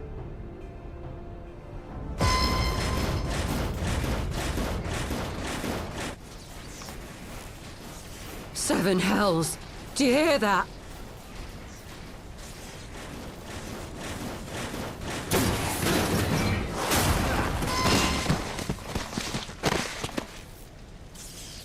War machines! How did they get here so quickly? Stand your ground! For the resistance!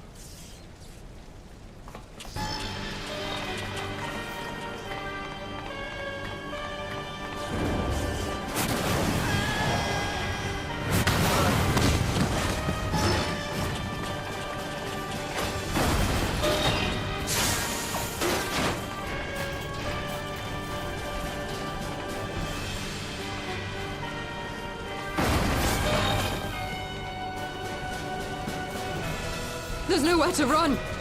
We're cut off!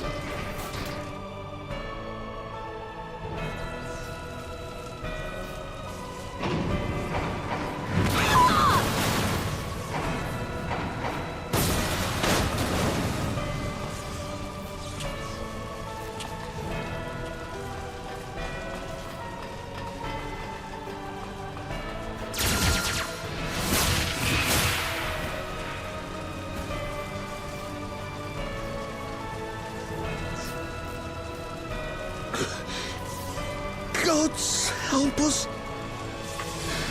What were we thinking? The Empire's too big. Too powerful.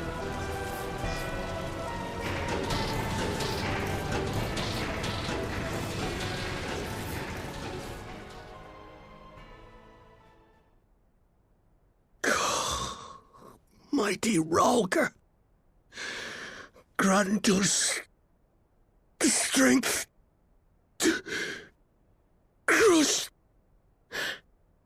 our...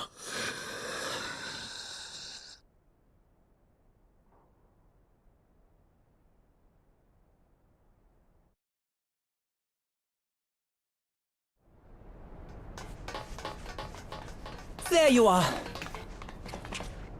As you can see, our infiltrators did not elude me for long. Lady Ugiri is sending for an airship even as we speak. What do we do? This is a massacre!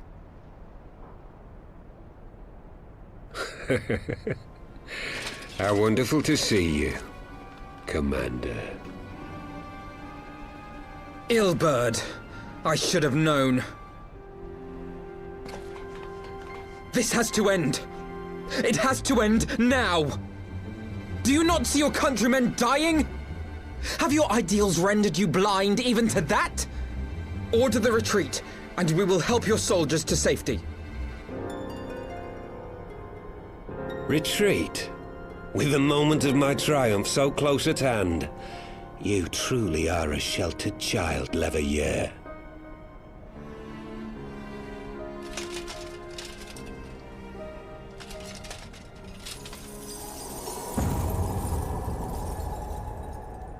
Nidhogg's eyes!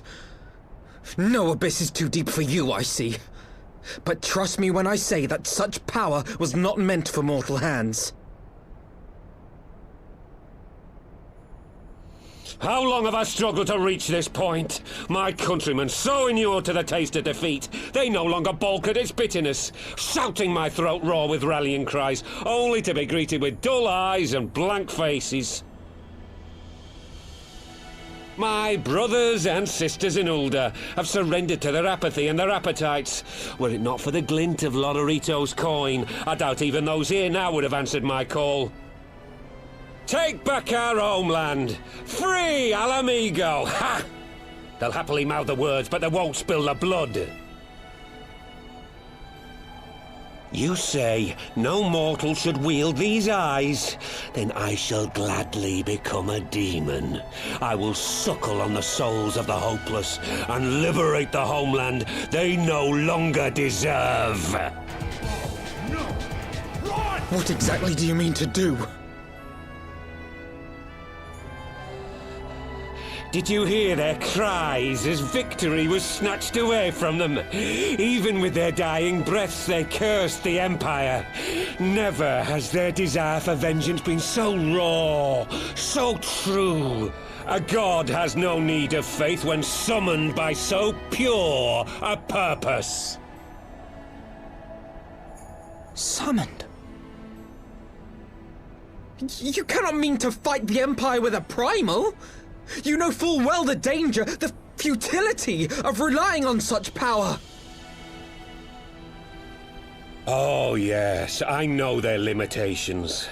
Which is why I will call upon a deity more terrible than the very black worm of the calamity itself.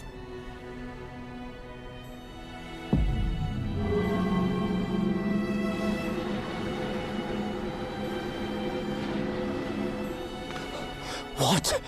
Here? Now? Like hells you will!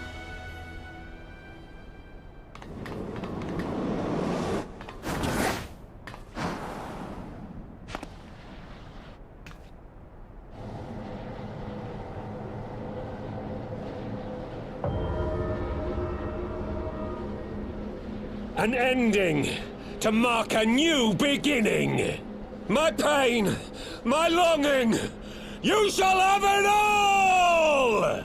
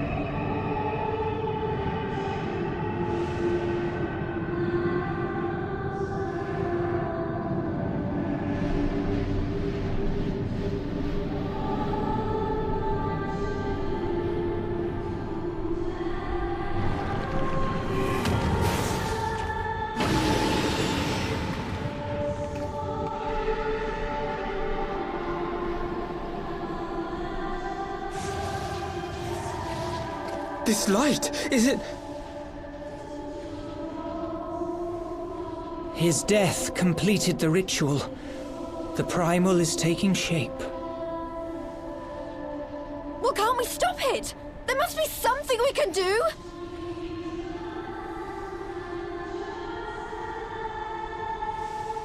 There is one thing. What? Hey! Where do you think you're going? Master Louisoix briefly contained Bahamut by means of a potent spell of sealing. I will now attempt to do the same. But that's impossible! We would need hours to collect the necessary ether, if not days! Alphino, though I concede it may not always be apparent, I was ever your grandsire's finest pupil. Tuptimati, of course! The staff still holds enormous power, broken or not. Don't you dare, Papalimo! I know how that spell works!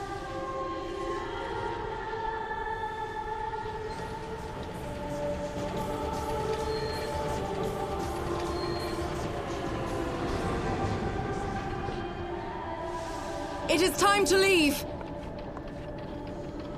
Quite right. Quickly now, off you go! The further away, the better!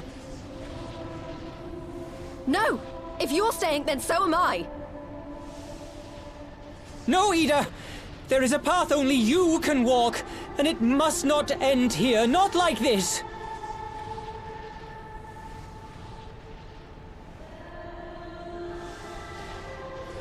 Take her! Please, you have to take her!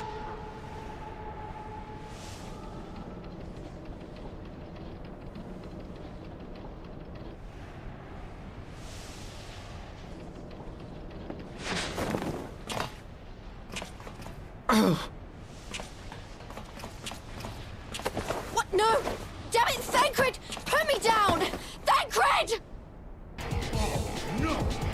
This is one battle you cannot fight. Away with you! Go!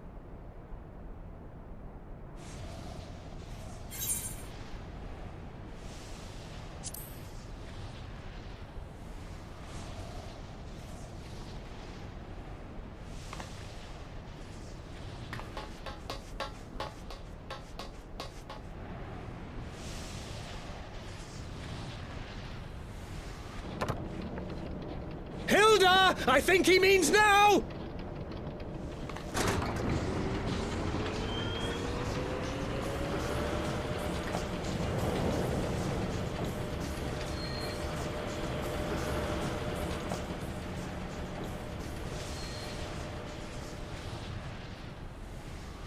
I bid thee farewell again, my dear Ida.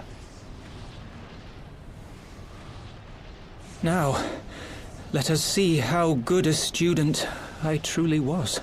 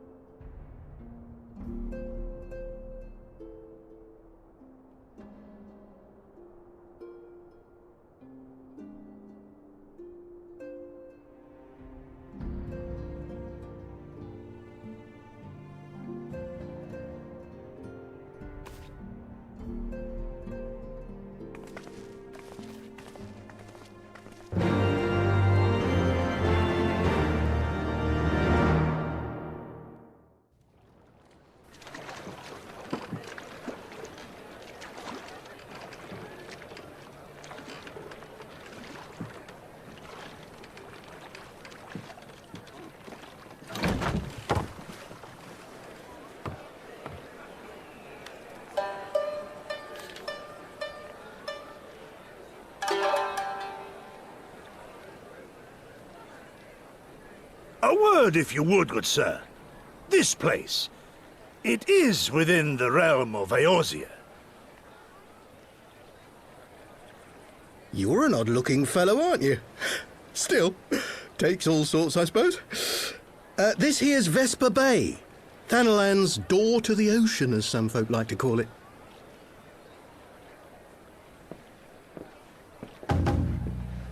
Am I to understand from your answer that I have indeed arrived in Eorzea?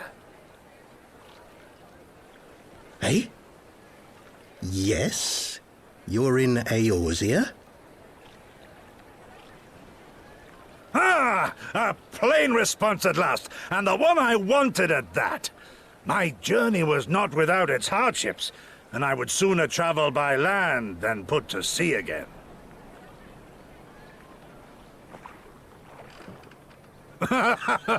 You do not believe that so small a bark could bear me across the ocean?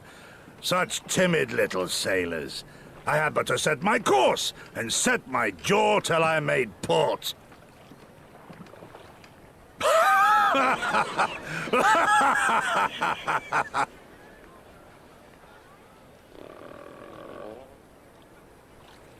Though, 'twould perhaps have been wise to lay down my oars a moment to sup on more than the spray of brine water. By the trembling of my limbs, I sense a brief repast may be in order. Nay, I will not hearken to the feeble grumblings of an empty belly. Duty comes before all.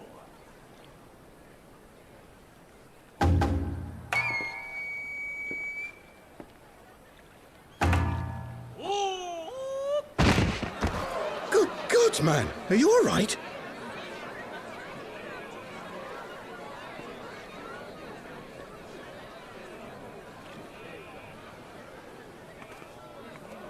Thou art far indeed from home, friend.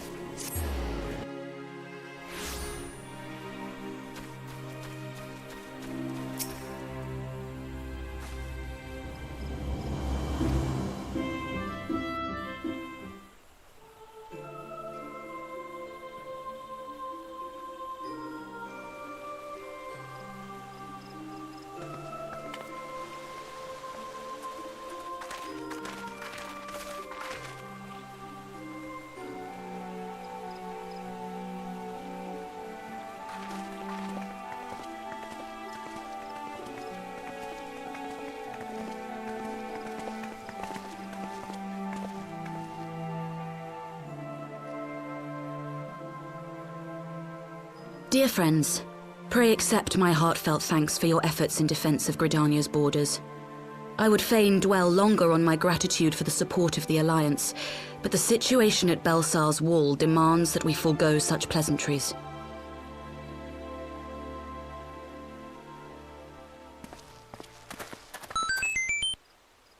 According to our most recent intelligence, the cocoon of light that formed in the air above the wall remains undimmed and unbroken.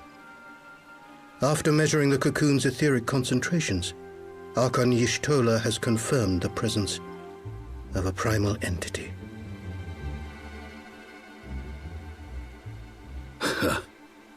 So we must assume that Ilbert's thrice-damned god is indeed trapped within.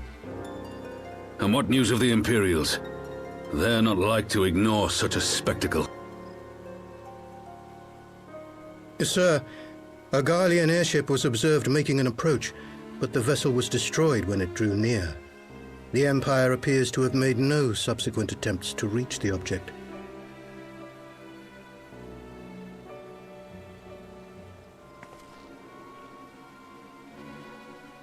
The soldiers who witnessed the incident spoke of a lance of light issuing from within the cocoon.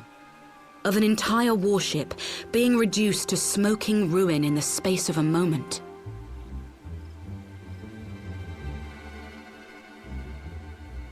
Veterans of Cartano, meanwhile, likened the destruction to that wrought by the fiery wrath of Bahamut.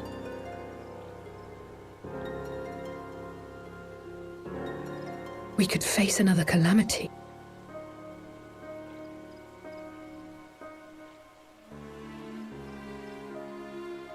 So the Primal is awake then? Contained, yes, but for how long?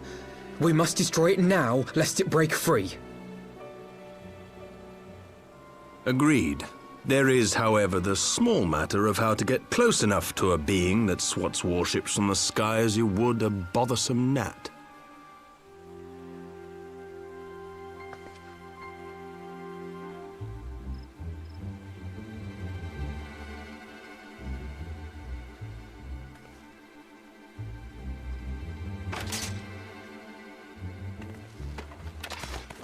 Is this truly so complex a puzzle? Or have you no stomach for the obvious solution? What in the hells are you doing here? A pleasure to see you too, Garland. Now, if you'd be so kind as to explain to these good people why you should be begging me for my assistance, that would be most appreciated.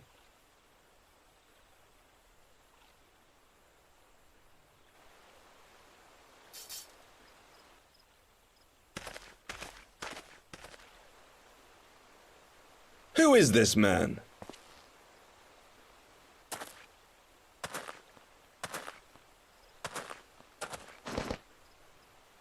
Oh, how terrifically rude of me. Nero Tolskeva, former tribunus of the 14th Legion of the Garlean Empire. These days, however, one might say that I'm something of a free agent. What do you want, Nero? I was getting to that. Although you already know what I'm about to propose, old friend. As you have rather belatedly realized, within that frail binding lurks an entity alike in strength to the great Bahamut, and the only force in existence which might conceivably contend with such a foe is the very creation which captured the Elder Primal in the first place. I speak, of course, of Omega.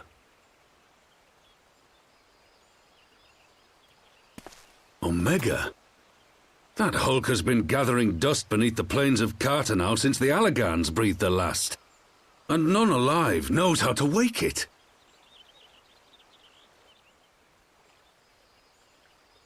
I'm sorry? Do you understand who it is with whom you have the privilege of speaking? I'm Nero Tolskeva, Master Engineer, the mechanical genius who restored the Ultima weapon to full operational capacity.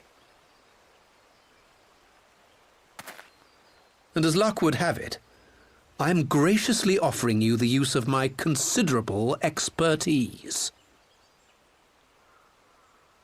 And what, you just expect us to accept? You're a fool if you think your deeds at the Crystal Tower are enough to win my trust, Nero. Trust? You wound me, Garland. All those years, studying side by side at the Academy, sharing both trial and triumph, we were countrymen once, you and I. But sentiment aside, have you a better solution? Or do you mean to send in your vaunted hero there, as you always do, and pray the world is not engulfed in flame?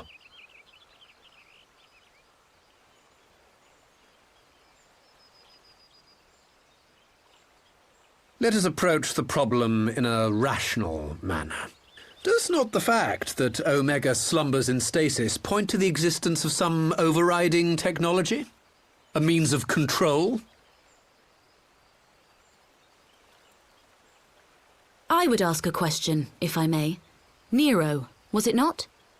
In the event that we succeeded in using Omega to shackle the Primal in the manner you propose, what then would become of it? Do we not risk repeating the mistakes of the Allagans? Omega is but a tool. How we choose to employ that tool is entirely up to us. Of course, if you would rather leave it buried beneath Cartano while you continue your petty squabbles above, then I suppose that is also your choice. Spare us, Nero. The Seedseer's concern is a valid one. He who controls Omega wields the power of the gods, the very power which led the Allagans to destroy themselves. And does it not fall to we engineers to prevent such misuse? What was your company's proud slogan? Freedom through technology? A creed you follow, is it? What say you? Do we take this villain at his word?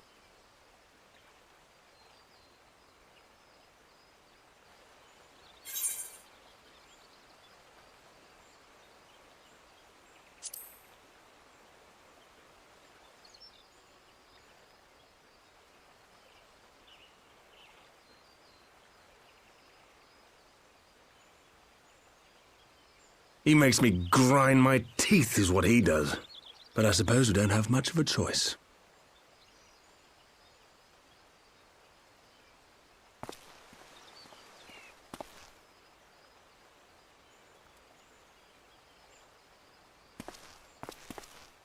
Would the Council be willing to entrust this matter to a pair of former Imperials?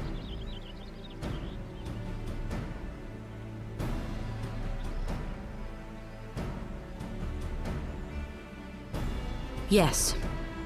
The task of restoring the Allagan relic will be yours. But the responsibility for its reawakening must remain with the Council. Do we condone this course of action? Aye. 'Twould seem we do. Let the record show that we invest this contingent with the authority to enter Cartano and take command of Omega. Sid, I appoint you leader of the expedition. Scions, I would ask that you assign some few of your number to escort Master Garland and supervise the other one.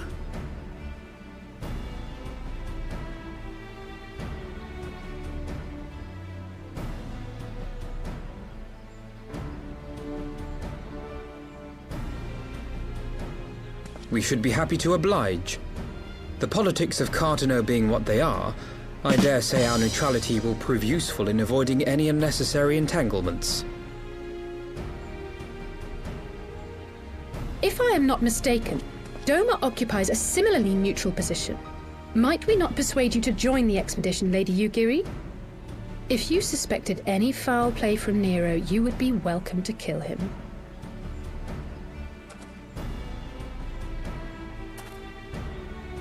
My blade is yours. Not a moment's hesitation, eh? You'll forgive me if I do not shake your hand.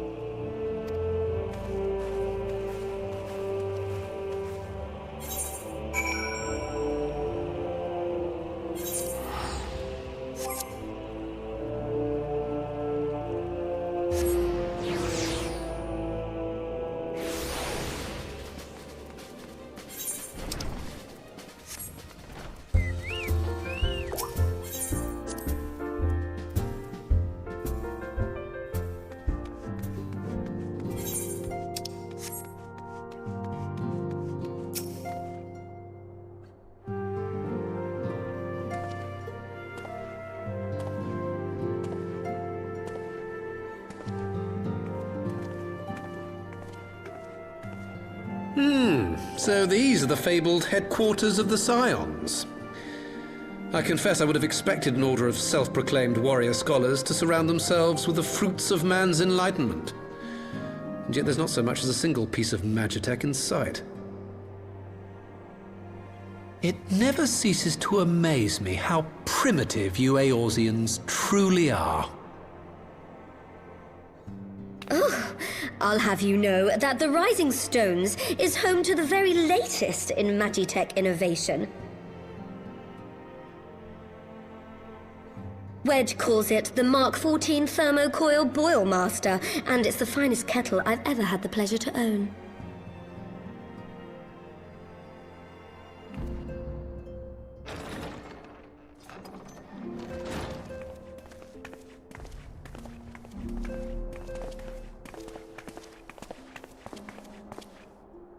We are returned. Well, Ida and I, at least. Ishtola and the others remain behind to continue their assessment of the binding magic. There didn't seem much point staying just for that, so I decided to come back with Alphino. Apolimo bought us this time. We shouldn't waste it.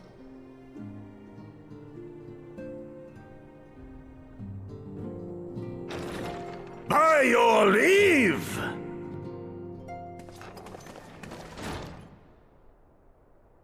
Good gods, that voice could fell a gigas.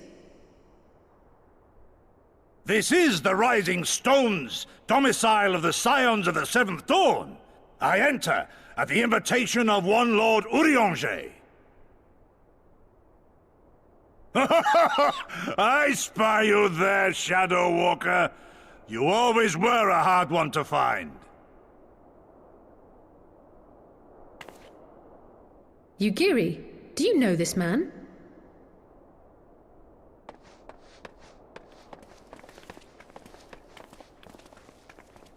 Gosetsu, why are you come to Eorzea? In search of you, Yugiri. For days and nights did I row across the angry sea. I made port in good spirits, only for my own flesh to betray me over the trifling matter of an empty belly. Collapsed in the street like an unfed stray I was, until Lord Urianger came to my aid. Over a most welcome meal, we spoke of the plight of Doma, and I learned of our displaced countrymen's work to resettle this blighted land. 'Twas blind fortune that I was able to locate you so swiftly. But now we must make ready to depart. Our master languishes in dire peril, and Doma calls her daughter home.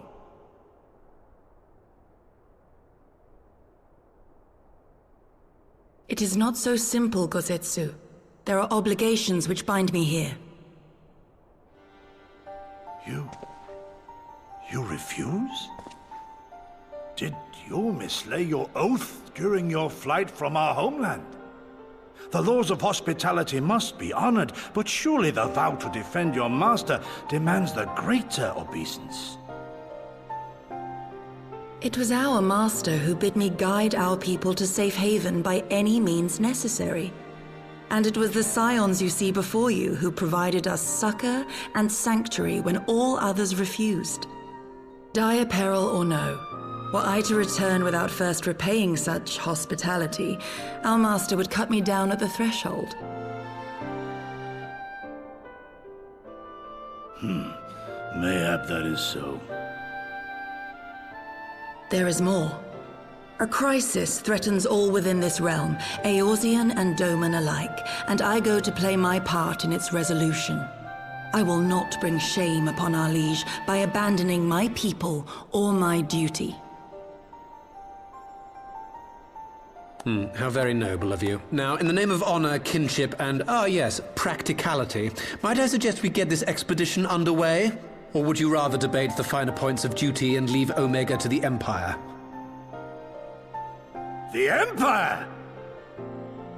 Yugiri, you draw steel against the curse of Garlemald?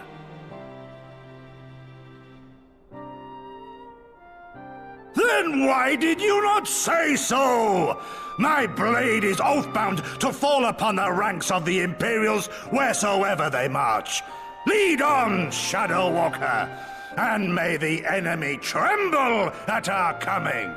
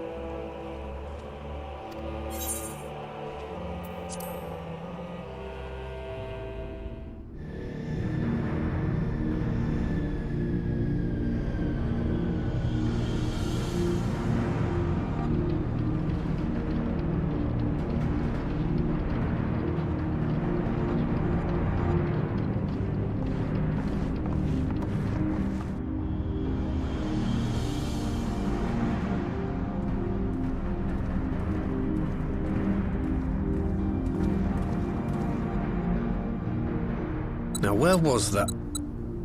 Ah!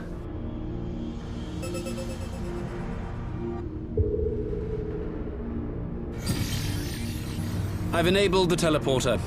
One brief jump and we shall arrive in Omega's control room. How convenient. You've been here before. Of course. It was no easy task threading a path through all the skirmishers. But how could I ignore the existence of such a fascinating toy? You may trust that my preliminary examination was suitably thorough. Trust? Aye. I trust your appetite for technology. I chased down a suspect airship, and who should I find but the traitor, Sid Garland.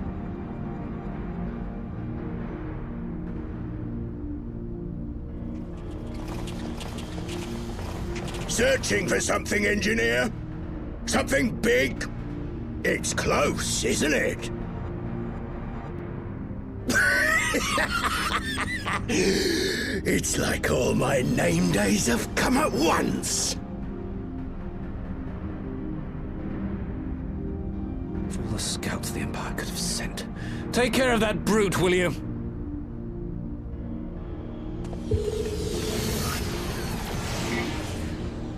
God damn it. Can't let Nero tinker around in there by himself. I'm sorry to leave you to it, but I dare say you'll manage without me. This clod has no idea who he's dealing with.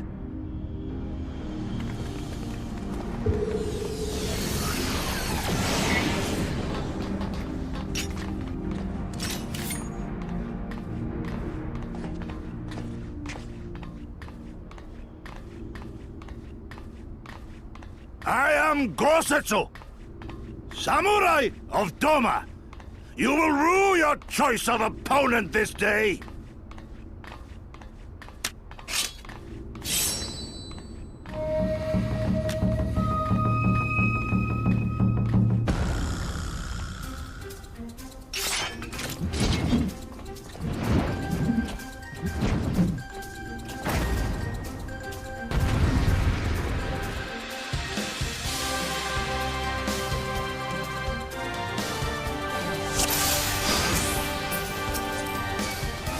It's all over now.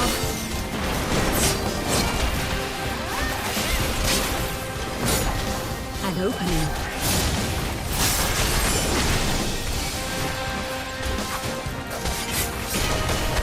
Look upon a samurai of Doma!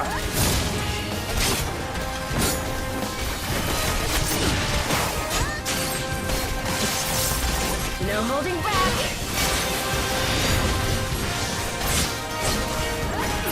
Leave this to me.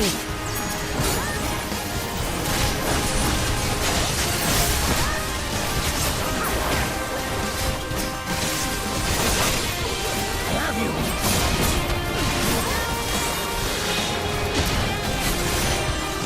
You watching, Pavanilo?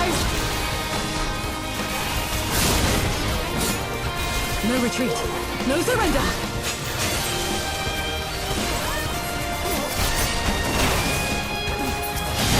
With soul and steel!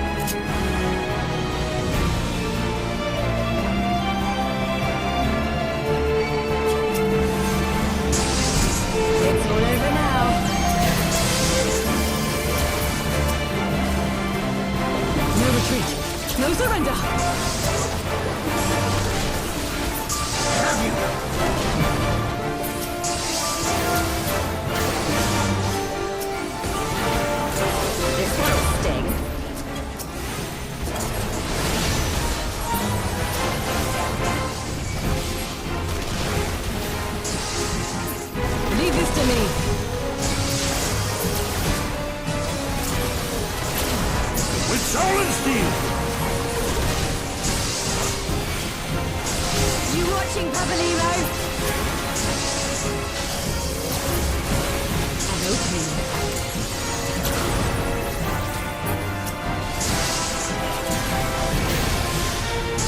Tis my right to strike!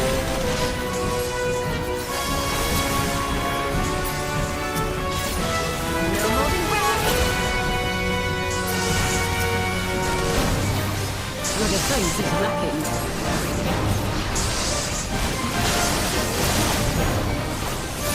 Look upon us, samurai of Summer! It's all over now.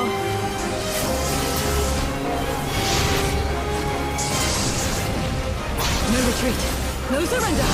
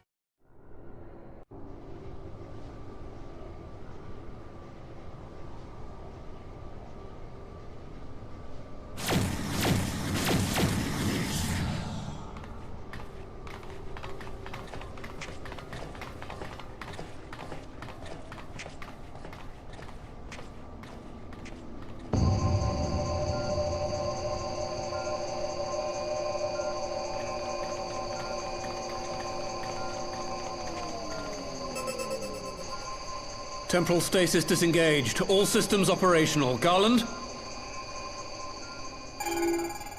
All clear on this side. It's waking up.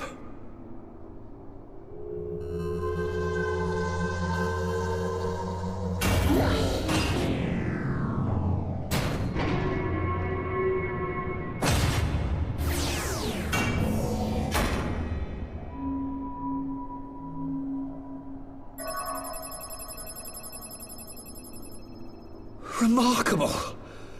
Omega sensors immediately detected the presence of the cocoon, even at this distance. They must have been set to scan for sources of energy exceeding certain magnitudes. I still don't see any means to control the machine directly. It seems to have been designed to act wholly autonomously.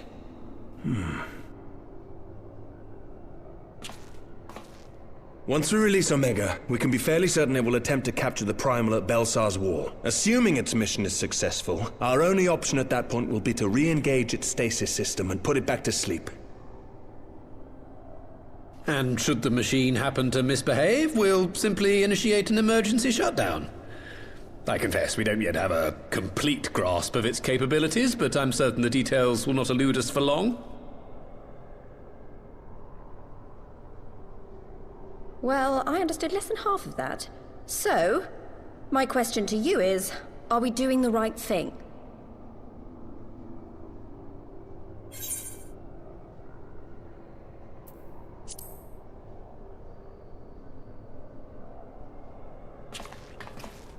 I suppose not.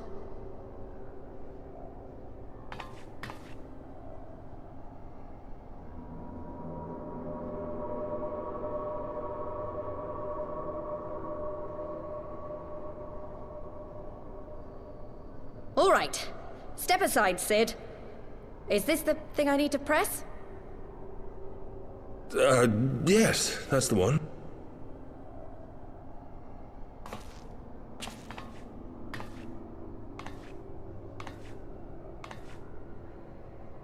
You gave too much for us to waste this chance, Papalimo.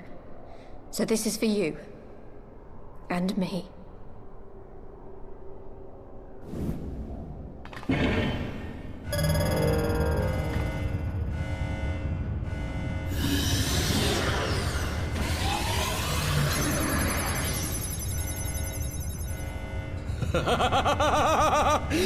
Yes! Fly free, my pretty! Show us what you can do!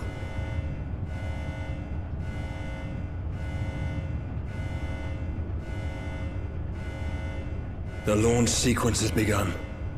Omega is loose.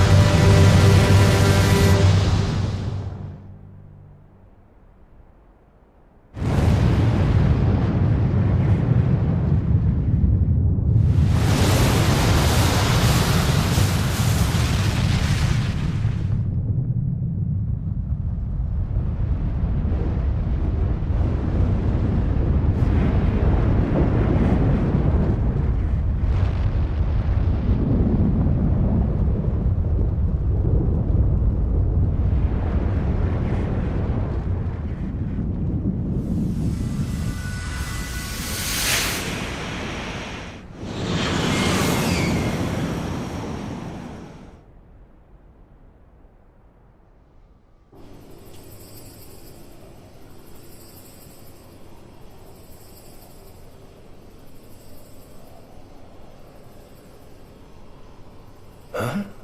Omega has stopped transmitting. But that shouldn't be. I didn't engage the stasis system. And what does this signify? I have little understanding of these contrivances.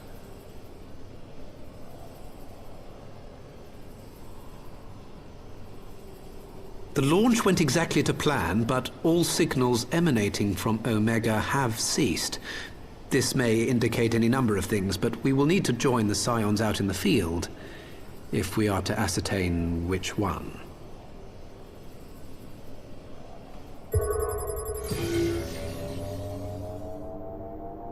Right. I've ordered a malfunctioning beast to go to sleep. That should prevent any unfortunate mishaps. I suggest we make our way back to Gridania.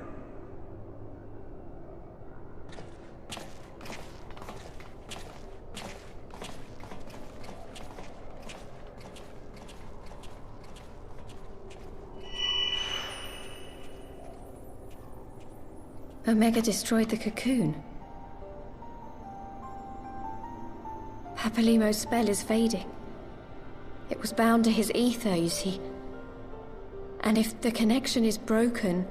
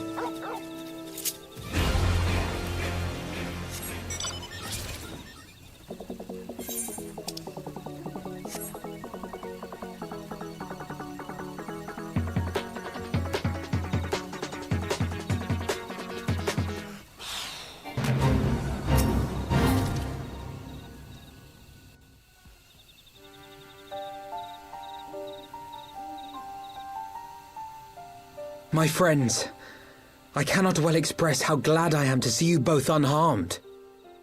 They say that Omega's clash with the Primal shook the very firmament. You need not have worried. The battle took place far above the ground.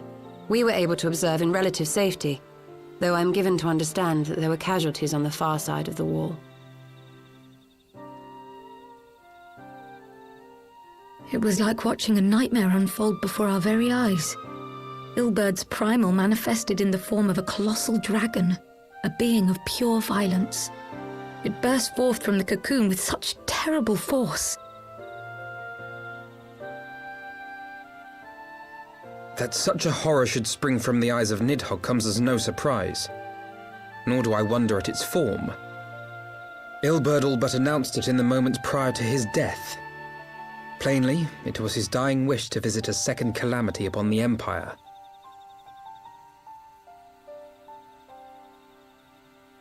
And I am quite certain the abomination would have obliged had it not found itself outmatched by Omega. Gods! I am no stranger to the works of Allag, but even I was unprepared for the machine's furiosity. It beggared belief.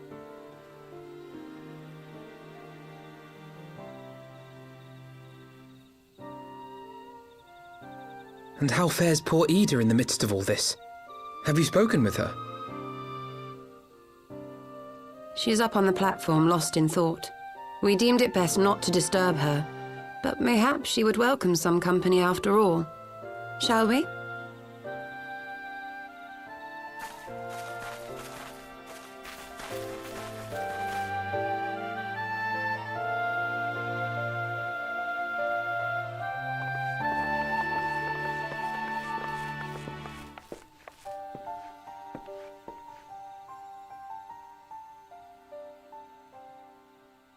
The light's gone. It was all we had left of him. Ida. I don't blame anyone. I knew what was going to happen.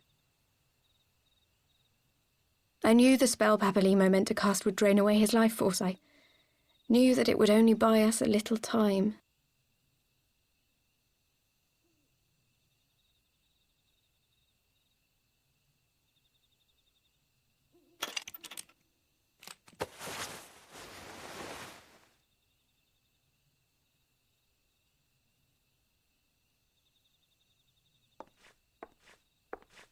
Ida, there is no need to explain.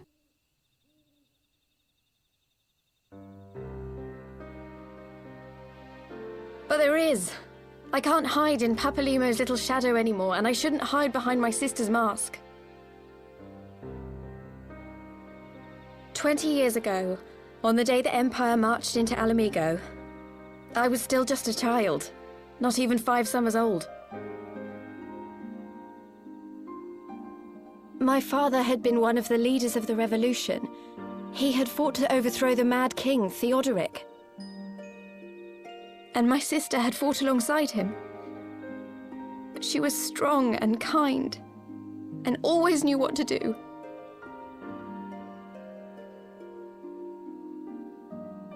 But when the Garleans came, everything changed. My father went to war against them too, and I never saw him again. After that, I remember a lot of running. My sister dragged me for malms and malms until we came to the city of Sharlayan. That was where she met Master Louis Soir. He introduced her to the Circle of Knowing, and she eventually became an Archon. She was your inspiration.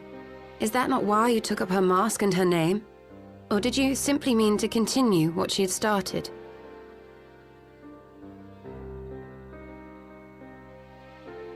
You've known all along, haven't you? That I wasn't Ida. Of course. We all recognized you at once. 'Twas Papalimo who persuaded us to maintain the charade. It was silly to think I could fool you. I knew that even then, but I sort of decided not to know.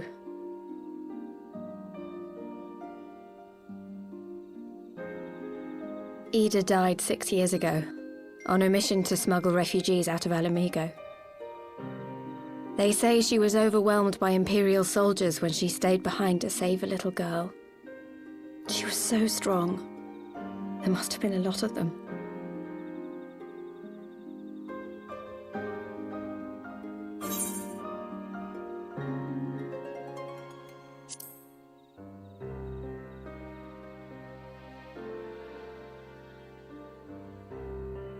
I'm sorry for lying to you. My real name is Lise. When Papalimo brought me Ida's mask, it was meant as a keepsake, but I decided I wanted to be his new partner, to keep alive all the good that she had done.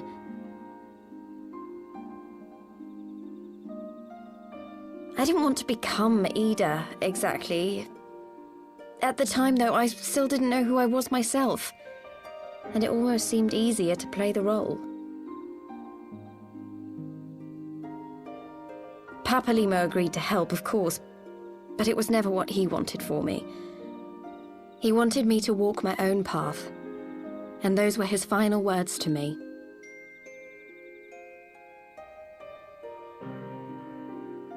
The Archon's mark he gave me is faded, and my last excuse along with it.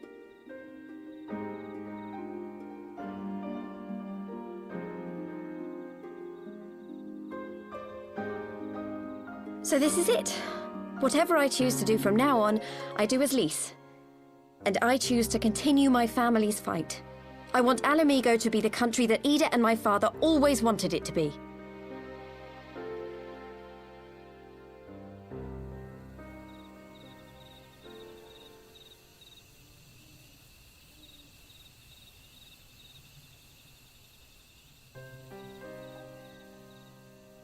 War is upon us once more.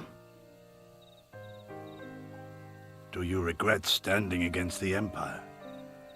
Would you have chosen a different road, knowing what you know now?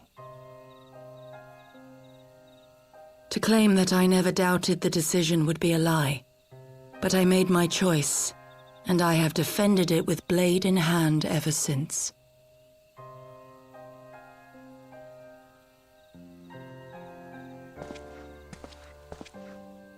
The battle continues, and our steel is needed.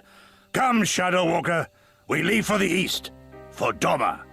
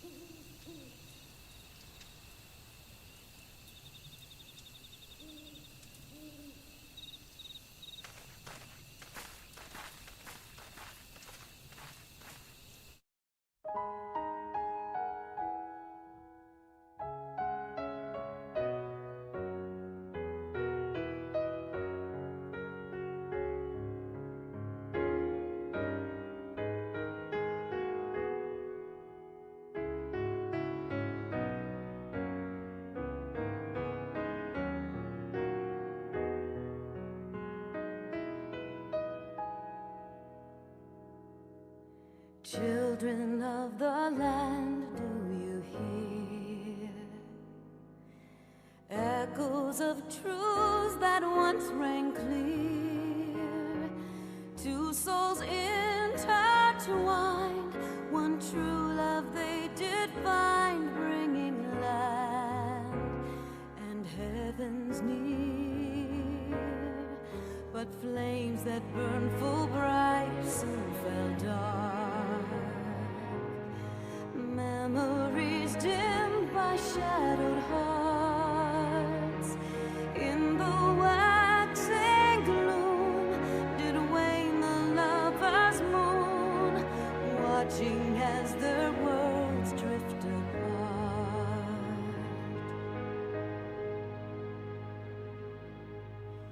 One soul's cry, a passion welling within.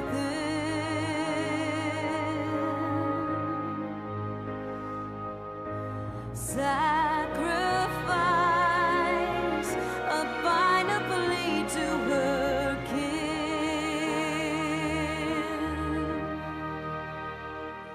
Yet this bond of hope by treachery was broke, scattering her words to the wind.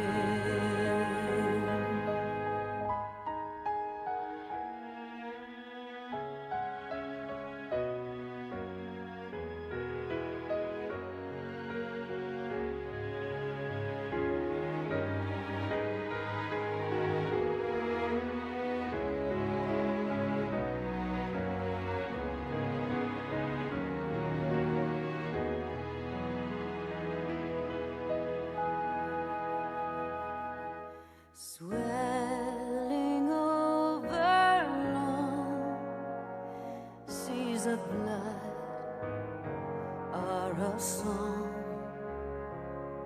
and death an afterthought to those who fight for naught. Alone, lying empty,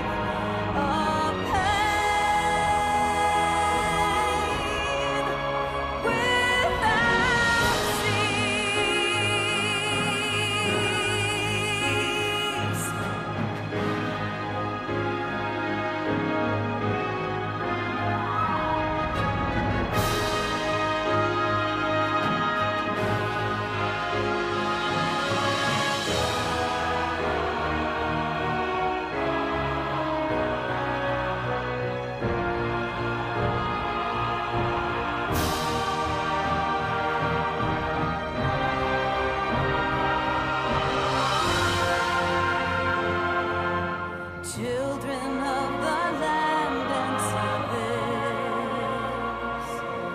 Why must you turn to empty bliss? Tell me why break trust? Why turn the past to dust? Seeking solace in the abyss. Tell me why create a circle none can break? Why must you let go the life you were bestowed? This I